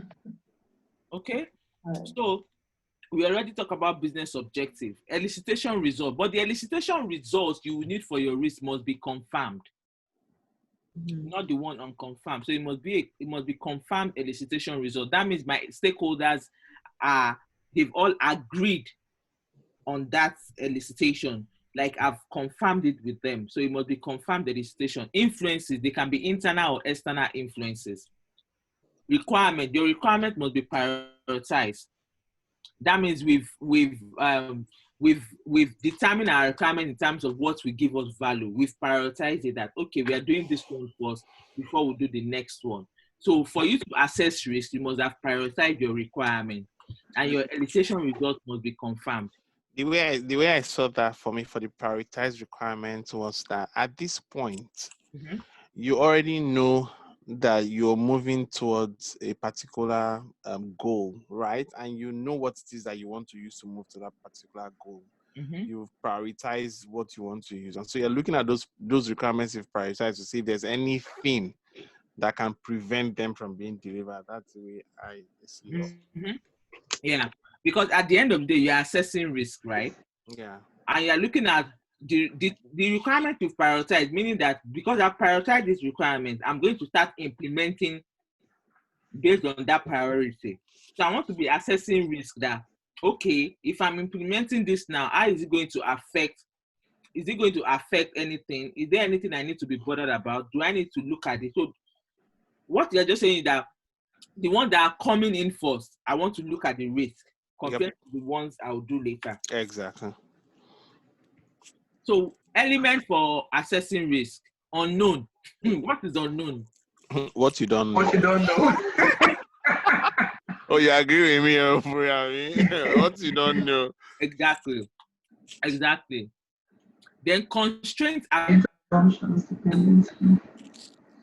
Yeah, what are so the your constraints are, like I what said, those are the the limitations that you have to work within, right? And you Mhm. cannot go outside of them because there might be consequences to going outside of them. For example, your compliance, your regulation, those are Yeah. your constraints. And if you go out of them, you can be fined heavily. So there's a risk that could happen. So you have to assess that risk. The assumptions are those things that you thought possibly could be true that will help you achieve your future state. You have to watch them clearly just in case you made wrong assumptions, and then you have to quickly pivot to see how you can, make new assumptions, or Yeah. based on the fact that the cone of uncertainty allows you to know more as the project proceeds. You can then refine your assumptions and so it's more effective. And then, of course, your dependencies. Yeah. Your You see, dependencies are dependencies are what the dependencies are dependencies, but basically the reason why you have to look at the risk in dependency is if you are depending on, say, a particular company to deliver a solution for you, right? There's only one company that can deliver that particular solution, right? So you are depending on them. Now, what if they fail? What if something happens in their sector and they get wiped out? What happens? So you have to note that, and then so you can tell yourself what are your mitigating actions that will immediately come into play once those dependencies present risks. exactly. So and dependence can also be in solution based. Yeah. It can also Yeah. be solution based. Okay. So negative impact to value, the overall risk level for potential impact. So what are the negative impacts to our potential value? Yeah. So for me, there's a system thinking where I look at the assess risks. Risk, like we know it, you already know that risk is about you identify the risk, and then you then evaluate the risk for its impact. And then based on your evaluation, you now look at what the risk tolerance of whoever it is that's supposed to take on that risk is. And then based on that, you then recommend an action to mitigate the risk, right? Or to Yeah. avoid the risk. So Say that's something. just the way I look at this. That the first thing you are doing is you're identifying your risk. What are the risks? Your risk come from your unknowns, from your dependencies, your this and that, right? And then next thing is to evaluate for the negative impact of value. Next thing is to look at your risk tolerance to see whether the organization would take it or not. And then based on that, you then make a recommendation. Yeah. Yeah. So risk tolerance. What's the risk tolerance? How much you're willing to, how much risk you're willing to take and accept, pretty much. Not Exactly. just take, yeah, I guess take and accept, yeah. For Yeah. this one, offer is this domain subject matter expert. I wish. I'm What, even surprised. what are the key attitudes towards risk? So you're either risk averse, you're neutral, or you're risk seeking. Florence. Okay. So the another element is recommendation. Understand the overall risk level and stakeholder tolerance towards risk to recommend a course of action. Right? Hey. So this, I've seen a few questions about this that really confused me. Some Yeah. said that if so you should a project a sponsor a project and that you've identified that the risk is high, but the potential value that the risk and the potential value is about the same actually. And then the what do you call it? The sponsor accepts that the project should go on. What is his risk? What is his risk tolerance? Right? And then that one they said was that he's risk averse because just by the fact that the value is slightly higher than the risk and he accepts it, that means he's risk averse. I'm like, okay, that looks like risk seeking to me. It doesn't look like he's risk averse, right? I would think that he would recommend that there should be a mitigation action carried out to reduce the risk, then he's risk averse. If he's taking a risk that is that high, then he's not risk averse. Do you understand? I don't know if anybody's seen it in Watermark before. I said I saw it, AK, but you warned me that please don't tell a man that I agree with you because the word you use that day when I'm afraid of something. I gave you Who remembers the word he used? So yeah, I actually had the exact same question, right? Okay. So Yeah. risk taking is someone that knows that this thing is very risky, right? Something is obviously a risk and the person is still willing to go ahead, right? So I think risk, for me, the way I would look at it, that for risk aversion, as long as the value is more than the risk, right? Yeah. Yeah, it's different. So if the risk is more, I would say, and the person still want to go ahead, I would say It is risk seeking. Okay. that's the way I say it. I think the key thing, I guess, like you just mentioned, is tying it back to value, not just looking at it generally. You have to always compare it to the value you're getting. Exactly. So the other guidelines and so business analysis approach, yeah. So when you want to assess risk, you determine, you look at the approach you are doing for your business analysis. Is it the predictive or the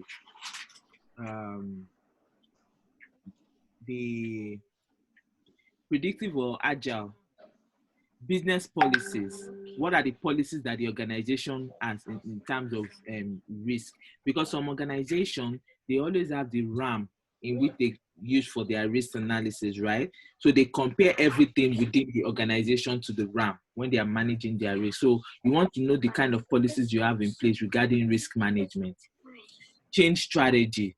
What are the transition plans, right? Current state description. That's what you did when you were analyzing the current state. So what are the things you listed out based on the capability, the process, the technology, the infrastructure?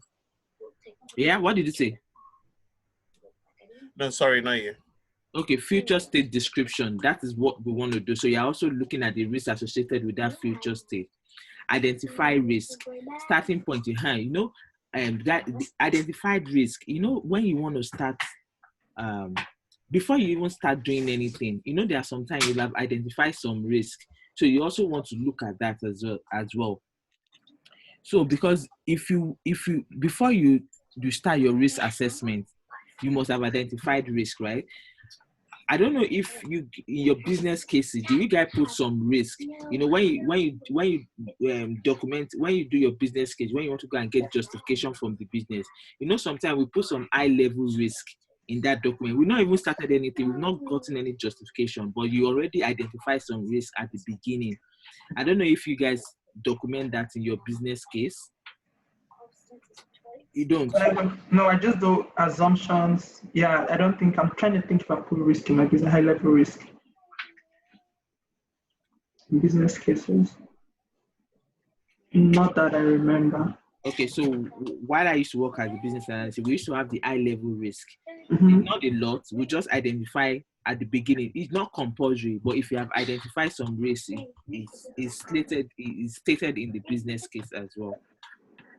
Stakeholder engagement approach. So how do you want to engage stakeholder regarding risk?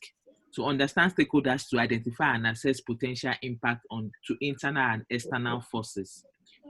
Now, the techniques. Brainstorming. We know what brainstorming is. So regarding risk assessment, what can we use brainstorming to do? How can we use brainstorming when we are assessing risk? I guess to the impact of the risk, I guess when you're brainstorming, since you already identified the risk, discussing a different impact, like what is the impact of this risk to our business, our people, our process, our technology, and all of those things. So I guess to discuss and get ideas on the impact of the risk at that beginning level. Yeah, we can also use it to identify the risk. But brainstorming, yeah. You know, when AK was talking about that time, he said something about, if you look at Babel talk about identifying for brainstorming. They also talk about generating, and they also talk about uncovering, right? Yeah, so we can also use to identify the risk itself.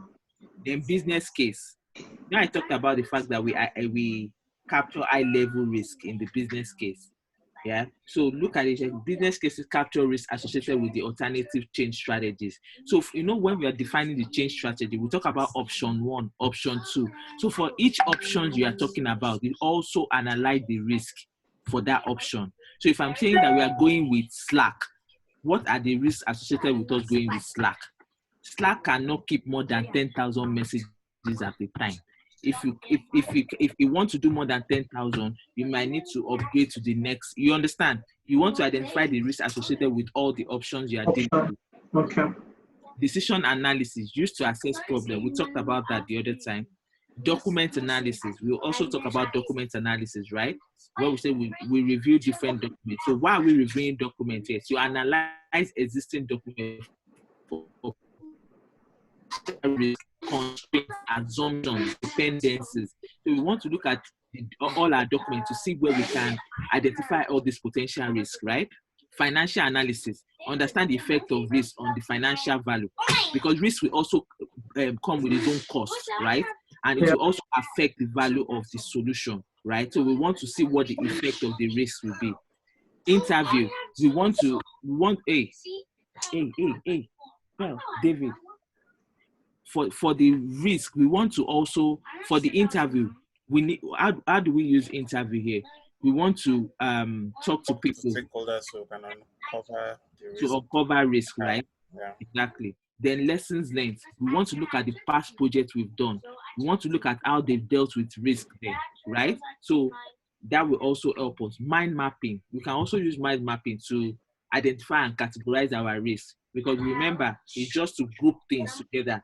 So we can say these are technical risks, these are business risks, these are solution risks. You understand? Then another technique is risk analysis and management. We talk about identifying, evaluating, mitigating the risk, right? Root cause analysis, identifying what is causing the underlying cause of the risk, right? And remember, it's also called the Ishikawa. It's also called cause and effect. Then survey and questionnaire. We can use survey to be able to gather more risks from our stakeholders. Then workshop, we can also use a workshop. We get a focus event for everybody to discuss. I know we used to do this when in my former company, we have a workshop. Everybody will now be talking about the kind of risks that can come up within that solution, you know. Yeah. We used to call it risk identification sessions as well. Yeah, something like that, risk identification session.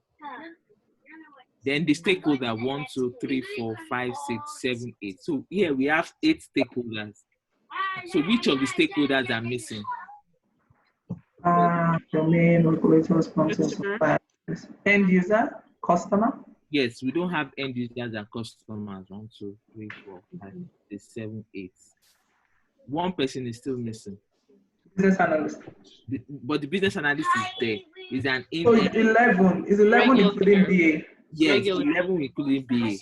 So here, so when you are assessing risk, the only people we don't have is customer and end user. End user, yeah. Remember, anywhere you have customer, you always have end user. Anywhere there's customer, there's end user. Anywhere you don't have customer, you don't have end user. End user. Okay, good to know. Then what do you get from here? Your result will be your risk analysis result. So that's what we get from here. So the last part, define change strategy. We already hey, David, can you go to my room, please? Please, I'm almost done. I will leave your room shortly. Defining the change strategy. We talk about change strategy. In a simple term, your change strategy are all the options. How you want to get to your future state. What are the options? You want to use this option. What are the approach? The different approach you want to use to get to your final future state. Like your change strategy. Right? So what are the inputs? All the major outputs of the first 3 tasks are your inputs here. When you analyze current state, you have current state description. When you define future state, you have future state description. When you assess risk, you have risk analysis result. Then you need your stakeholder engagement approach. Those are the 4 things you need here for defining your change strategy. So you need all those major outputs, current state, future state, and your risk analysis result. Then your stakeholder engagement approach. So what are the elements that you need here? So you need your solution scope. So why do I need a solution scope? I want to know what I'll be implementing, right? I want to know the boundaries of what I'm going to be implementing, right? So that is why I need my solution scope. There's something here that I want to remember. Stop it.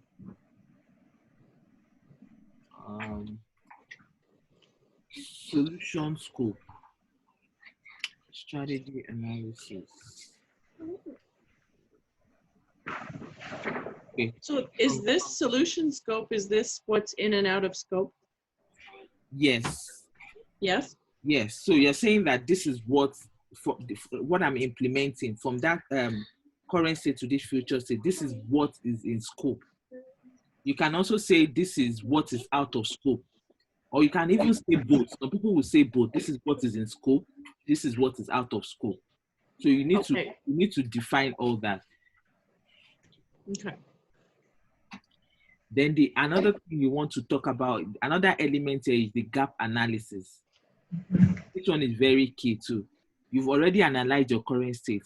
You've defined your future state, right? So what is the difference between what is the gap?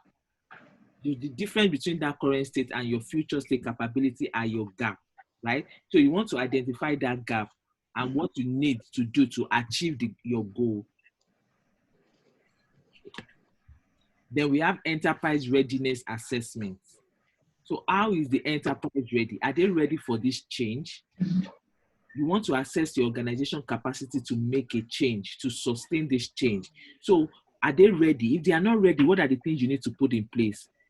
Are they going to require training? What are the things they will require for you to move to that future state? Change strategy. So what are the options? What are the options that we have? For us to move to that future state of a virtual class, we can use Teams, we can use Slack, we can use Zoom, right? We have different options. So your change strategy, identify your options. This is where you do it here. So what are your options? And most times, these options, most companies identify it through a business case. So in your business case, you always have options. Your first option is do nothing. Do nothing, meaning remain as status quo. Do nothing. Then you can also have options that it means that they can be bespoke, or you might need to bespoke. When I mean bespoke, like something you customize, or you can also buy off the shelf, right? So there are different ways you can have those options. So these options are just saying that these are the things I need. These are the options I will take in getting to my future state. Then the last element is transition state and release plan. Determine which requirement to include in each release, each phase or iteration.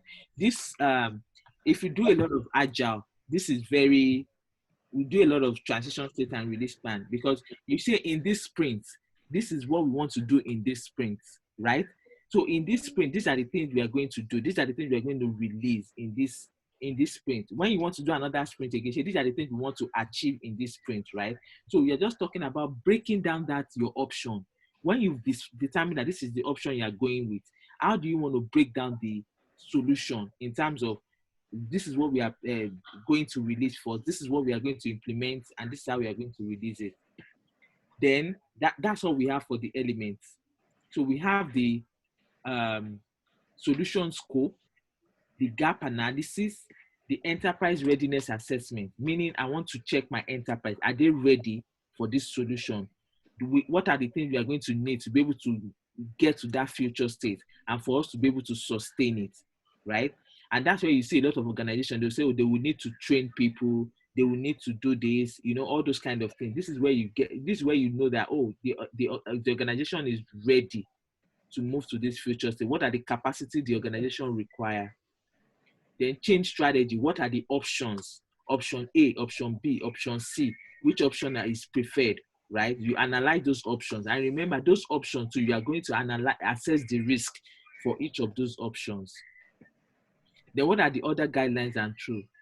Business analysis approach, design options, solution recommendations. Now the techniques. Here we need a balanced scorecard. Remember what a balanced scorecard, right? To manage performance. And we have four areas of the balanced scorecard. Erumensele, can you remember the 4 areas? Learning, development, growth and development, business, growth, development, business, Financial, yeah. And I forgot the last one. Oh, I forgot the last one. Customer, yeah. So benchmarking, we've talked about benchmarking, right? In comparison with other organizations, right? To determine, to look for opportunities for improvement. Then because we're going to have different options, we will always come together to brainstorm to decide, are we going to go with option 1, option 2, or option 3. Business capability analysis. We also talk about business capability analysis, looking at the capability gaps in relation to value and risk. Remember what AK explained the other time. Then business cases. Inside your business case, that's where you capture these change strategies. All this option 1, I'm going to with Teams, I'm going with Slack, I'm going with Zoom. This is where you capture them inside your business cases. So it's a technique you can use for your change strategy. Business model canvas, you can also use it. Define change needed to achieve the potential value. On my business model canvas, most times some of these techniques, you can't use them alone.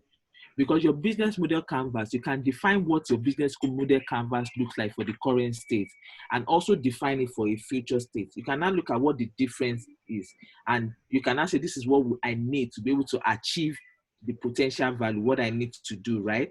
So, but most times it's not something you can use alone. You might need to use it with other techniques as well. Then decision analysis.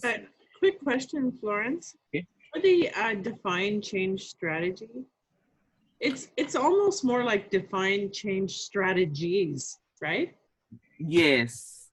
Okay, so when they say define change strategy, I'm sure because at the end of the day, you're going to pick one strategy. Yeah.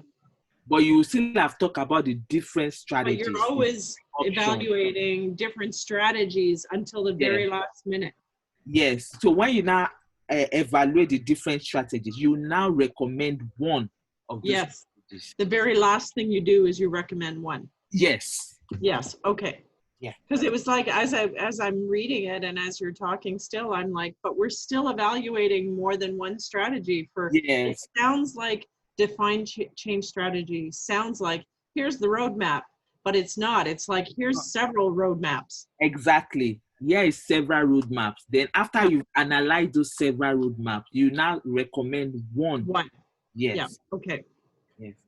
So decision analysis, compare different strategies and choose the most appropriate. So, under decision analysis, I think that's when we have the weighted, where you have to, 1 second. It reminds me of, decision analysis reminds me of the evaluation criteria. So decision analysis, when you have the, you want to have you have different criteria and the different alternates. You want to now say that, okay, let me give a simple this thing. So I want to travel, right? I want to travel. I want to either go to Bahamas, I want to go to England, and I want to go to Germany. But I will now put criteria. Criteria 1, it must be an English-speaking country. Criteria 2, it must be a sunny place. Criteria 3, it must have an island, right? Now, so I have those criteria, but I've put my alternative, my options at the top, right? So my option 1 was England. Option 2, Bahamas. Option 3, Germany. I'll now look at my criteria. My criteria is it must speak English.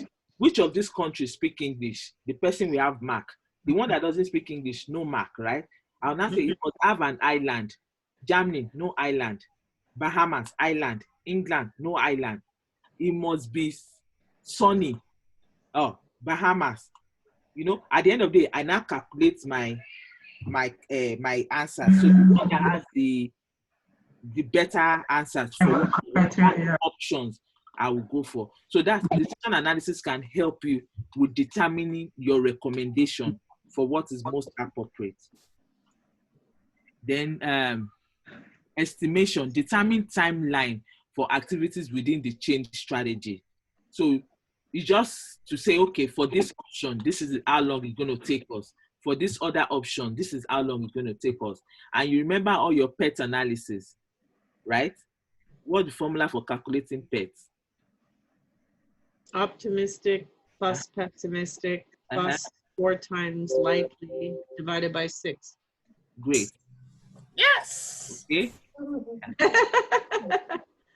So financial analysis, understand potential value of the change strategy, right? We've talked about financial analysis since. We talk about your cost benefit analysis, your total cost of ownership. Those are the things you do under financial analysis. Focus group.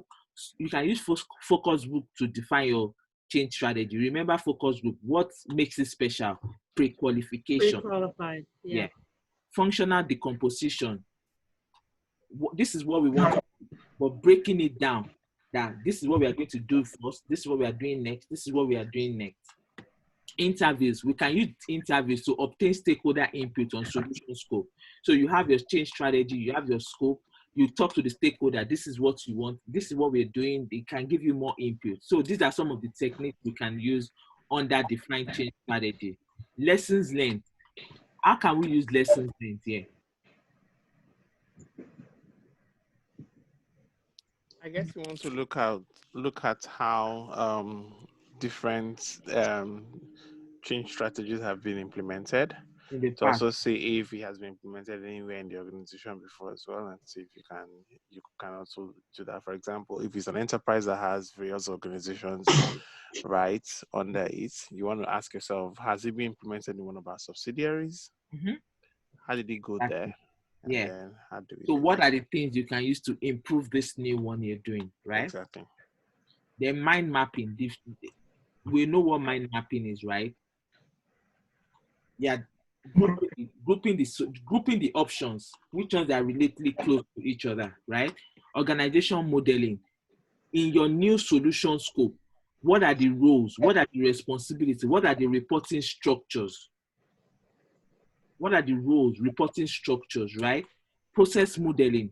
Describe how work would occur during the change. So the new process, now you are going to a defined future state. How will the process look like?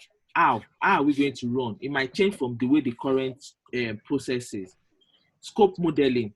Define the boundaries of the solution scope. This is the boundary of our scope. This is what is in scope. This is what is out of scope. SWOT analysis. What are our strengths? What are opportunities for this new future state? So you want to do that as well. Vendor assessment. We talk about vendor assessment. Determine if the vendor are part of the change strategy. How do we determine that? If the solution we are implementing, if it's just in-house, do we need a vendor? We might not need a vendor. We might have the technical expertise in-house to implement the solution, right? Then workshop. Workshop is also a technique we can use, because for us to develop all these change strategies, we can have a workshop with stakeholders to brainstorm, to put ideas together and all that. So you also need a workshop for the techniques. Then what are their key stakeholders? I think here we have all the stakeholders again. So if you notice in strategy analysis, we have all stakeholders in all the tasks except for assess risk. In assess risk, we don't have customers and end. Yeah, but for every other thing, we have all the stakeholders. And what do we have here? Our output. What is our output? Our change strategy. And solution scope. Our change strategy is saying that this is how we are going to move from our current state to our future state. And we are going to do it. The solution we are going to bring on board is this is the scope of the solution we are going to be implementing. Both of these outputs are elements into this task. What? Both of these outputs are actually elements in this task. Exactly. So that's the output for the change strategy. It just dawned on me that, you know, you're doing the strategy and you're coming up with, you know, defined change strategies, and you actually don't recommend a solution until the end of RED. I just realized that now. So the whole time in strategy analysis is all about multiple options, not necessarily, but you're looking at many. You don't actually choose one actual strategy or solution until you get to like the sixth task of RED. Yeah. Because there are still some other things you are going to do. Yeah. Because here, you are just having the business requirement. You are still going into the solution requirement. You're going to talk about the functional requirement, the non-functional requirement. And Yeah. all those things. Let me understand, Danielle. Are you saying that it's at the end of RAD that we decide on a change strategy? No, not on the change strategy. The change strategy. You still recommend that too. You still recommend. No. I was trying to get what Danielle's epiphany was. Okay, let I repeat it then. Yeah. I was saying that, I guess in my mind, I was not really, I think that's probably why I didn't pass before. I've already failed this exam. And so I think I didn't integrate at times until now. Like, I'm not just memorizing, but I'm integrating all the tasks. Before I went in and I was just memorizing everything. It didn't work. So as we're going through it, I'm realizing we're talking about defining options, you know, like defining change strategies, but that's actually like we're not choosing and recommending one strategy yet, right? Like that only happens when you start looking at solutions, or you know, at the end of RAD where you recommend a solution. So the way I see it is that at strategy analysis level, you've actually you've defined your change strategy, and within that change strategy, you've defined your solution scope. Now, the way I understand it is that your change strategy is that you have decided to go with let's say, a full scale, like this example we've been using, a full scale learning management system, and not just deliver your classes over Zoom, right? Which is one of the video conferencing tools that's out there, but you want to go on to deliver a full scale, your classes over a full scale learning management system. Now, when you go into RAD, you have your solution scope, right? And so you're beginning to develop, to gather requirements around that LMS that you're trying to build. And then you get to the point where you're defining your options, where you say, okay, based on what we have defined as our requirements, the best option here is for us to buy a solution, not to develop one, because it will take too long and COVID will be over very soon. And then you end up in recommend solution, where you're now choosing one of all the plenty solutions out there that you can buy, right? Yeah. So RAD for me is more focused on solution, as in it's a more tactical, it's a lower level strategy than you have in defined strategy, which is a little more higher level than that. And that is why it says somewhere that your task in strategy analysis is to try and align your higher level strategies and your lower level strategies. Right. So defined change strategy is a higher level strategy, right? And you're deciding what particular approach you're going to go now, which is let's go full LMS. And then in RAD, you are now beginning to gather requirements for that full learning management solution. And then you come to the point where you're now saying that, okay, there are a number of solutions that can give us these requirements. Which one of them should we choose, or should we buy, or should we make one? And then you say, okay, let's buy. And then there are a number of solutions you can buy, and then you decide on one, and then you make that purchase for that solution in the final task. Yeah, I agree with AK. I think that's what I was. Yeah, I agree with that. So what you are, in the strategy analysis, because they're going to get justification, right? You know, when we talk about the solution scope space, right? Yes. So in that solution scope space, you've already defined that we are not going to do custom. We are going to get off the shelf, right? We are going to recommend something, because we are still going to do the high level financial value to say that this is what, because they're going to get justification from the business, right? That this is what we're going with. This is what we want to do. In your business case, it's going to be clear that this is what we want to do. Now, I've decided that for the learning management system, we are going to get off the shelf. We are not going to build. You know, we talk about that all your options, do nothing is an option. Do we remain the way we want to? We are working. Option 2, build something like bespoke system in within the organization, or buy. Now, do nothing. I'm going to do the cost benefit analysis of do nothing. What is the cost benefit analysis of do nothing? So if we remain the way we are, the cost is going to be zero, right? And we say that what is the benefit? We're still not going to get any benefit, because we are saying that we have a problem and the present solution cannot give us any benefit for that, right? Then we go to custom. If we build, what is it going to cost us to build? We have the technical expertise inside, in the in-house. How long it is going to take them to build the solution and all that. We look at what the cost benefit is. We look at the risk associated with it. Then we now say off the shelf. If we go off the shelf, this is how much it's going to cost us. This is the benefits we are going to get from it, right? Then we now recommend to the business that, okay, this is what we are going with. We are going to go off the shelf and all that. And off the shelf that can integrate with the system. So we recommend that solution to them, right? And strategy is before the project, before pre, right? Then you now go ahead with the initiative. When you get to RAD, you now want to start breaking down that solution. You want to break down that solution because we've decided that we are going with off the shelf. Now you want to start breaking it down. This option, off the shelf option, you can now say 3 options, right? You now want to look at the cost benefit analysis for those 3 options.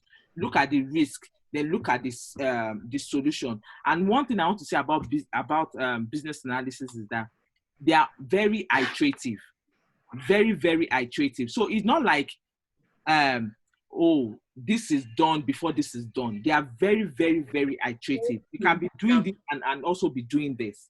Yeah, you know what I'm trying to say. So it's not like this might end before this starts. It might even be very, very iterative. And for it's not like a standalone. It's not standalone. So they're very, very iterative in nature. So that's the way it is. Because at the end of the day, you still have to recommend, because it depends on what you are looking for. Some people, when they justify, their justification at the beginning is they already have a solution at the beginning that they are justifying for, right? And when they get into RAD, they start breaking it down into details. But the major, all the financial and everything is under RAD, that they actually do the detailed financial analysis. Because in strategy, you just do the high level. It's like doing a ROM. Of order magnitude. You don't have the details until you start getting the detailed solution. And before you can get the detailed solution, you want to have the solution component, or the solution requirement, the functional requirement, the non-functional requirement. So that's the way I see it. And it's iterative in nature. Mm-hmm. Yeah. That's the way I see it. So I think that's all on that strategy analysis. Okay. Thank you very much. Does anyone have any question before we let Florence go? Any questions? No. How do you sleep and not think of business analysis? Just write and pass the exam. You know what? I'm always saying something, because this is just for the exam, right? This is just to pass the exam. Yes. For different organizations, there are different ways people practice business analysis, believe me. But yeah, for sure. Because we just want to pass the exam, we have to follow what Babok says, right? Yeah. Actually follow what Babok says. So for the exam, I just follow what is in Babok. Exactly. And I commit to memory. And until you finish the exam, just do that. And you go back to how you usually work. No. You won't go back to what you try to incorporate it, right? It's going to be part of you. Anything you want to do, you think about it. Like, for example, if you're going to do a workshop in your organization, you won't be thinking about it in terms of, what a workshop is, right? Yeah. So it makes you better. So if you want to do a survey, right? You can have two different type of survey, right? Yeah. And it makes it better because you are more knowledgeable. You're not doing it from the point of, I'm just doing a survey. You're doing it from a point of knowledge. Yes. So that's the way I see it. Absolutely. Yeah. For sure. Well, this has been amazing, Florence. Thank you very much. Thank you so much, Thank honestly. you for arranging that. That's wonderful. Yes. Yeah, thank Wish you guys best of luck. Thank you I know very can do much. it. I know you can do it. The truth is just commit to memory. Commit to memory. Yeah. Focus on the exam. Commit Yeah. And inputs and understand. outputs to memory. Just get it done. Commit Yeah, inputs and outputs elements. and elements to memory. And Thank you. elements. Yeah, Thank you. yeah, Yeah. yeah. That's it. Florence, we really appreciate this. Yeah. Yes. This is 11:37, and wow, That's a lot. very much. Yeah, it's so late. Thank you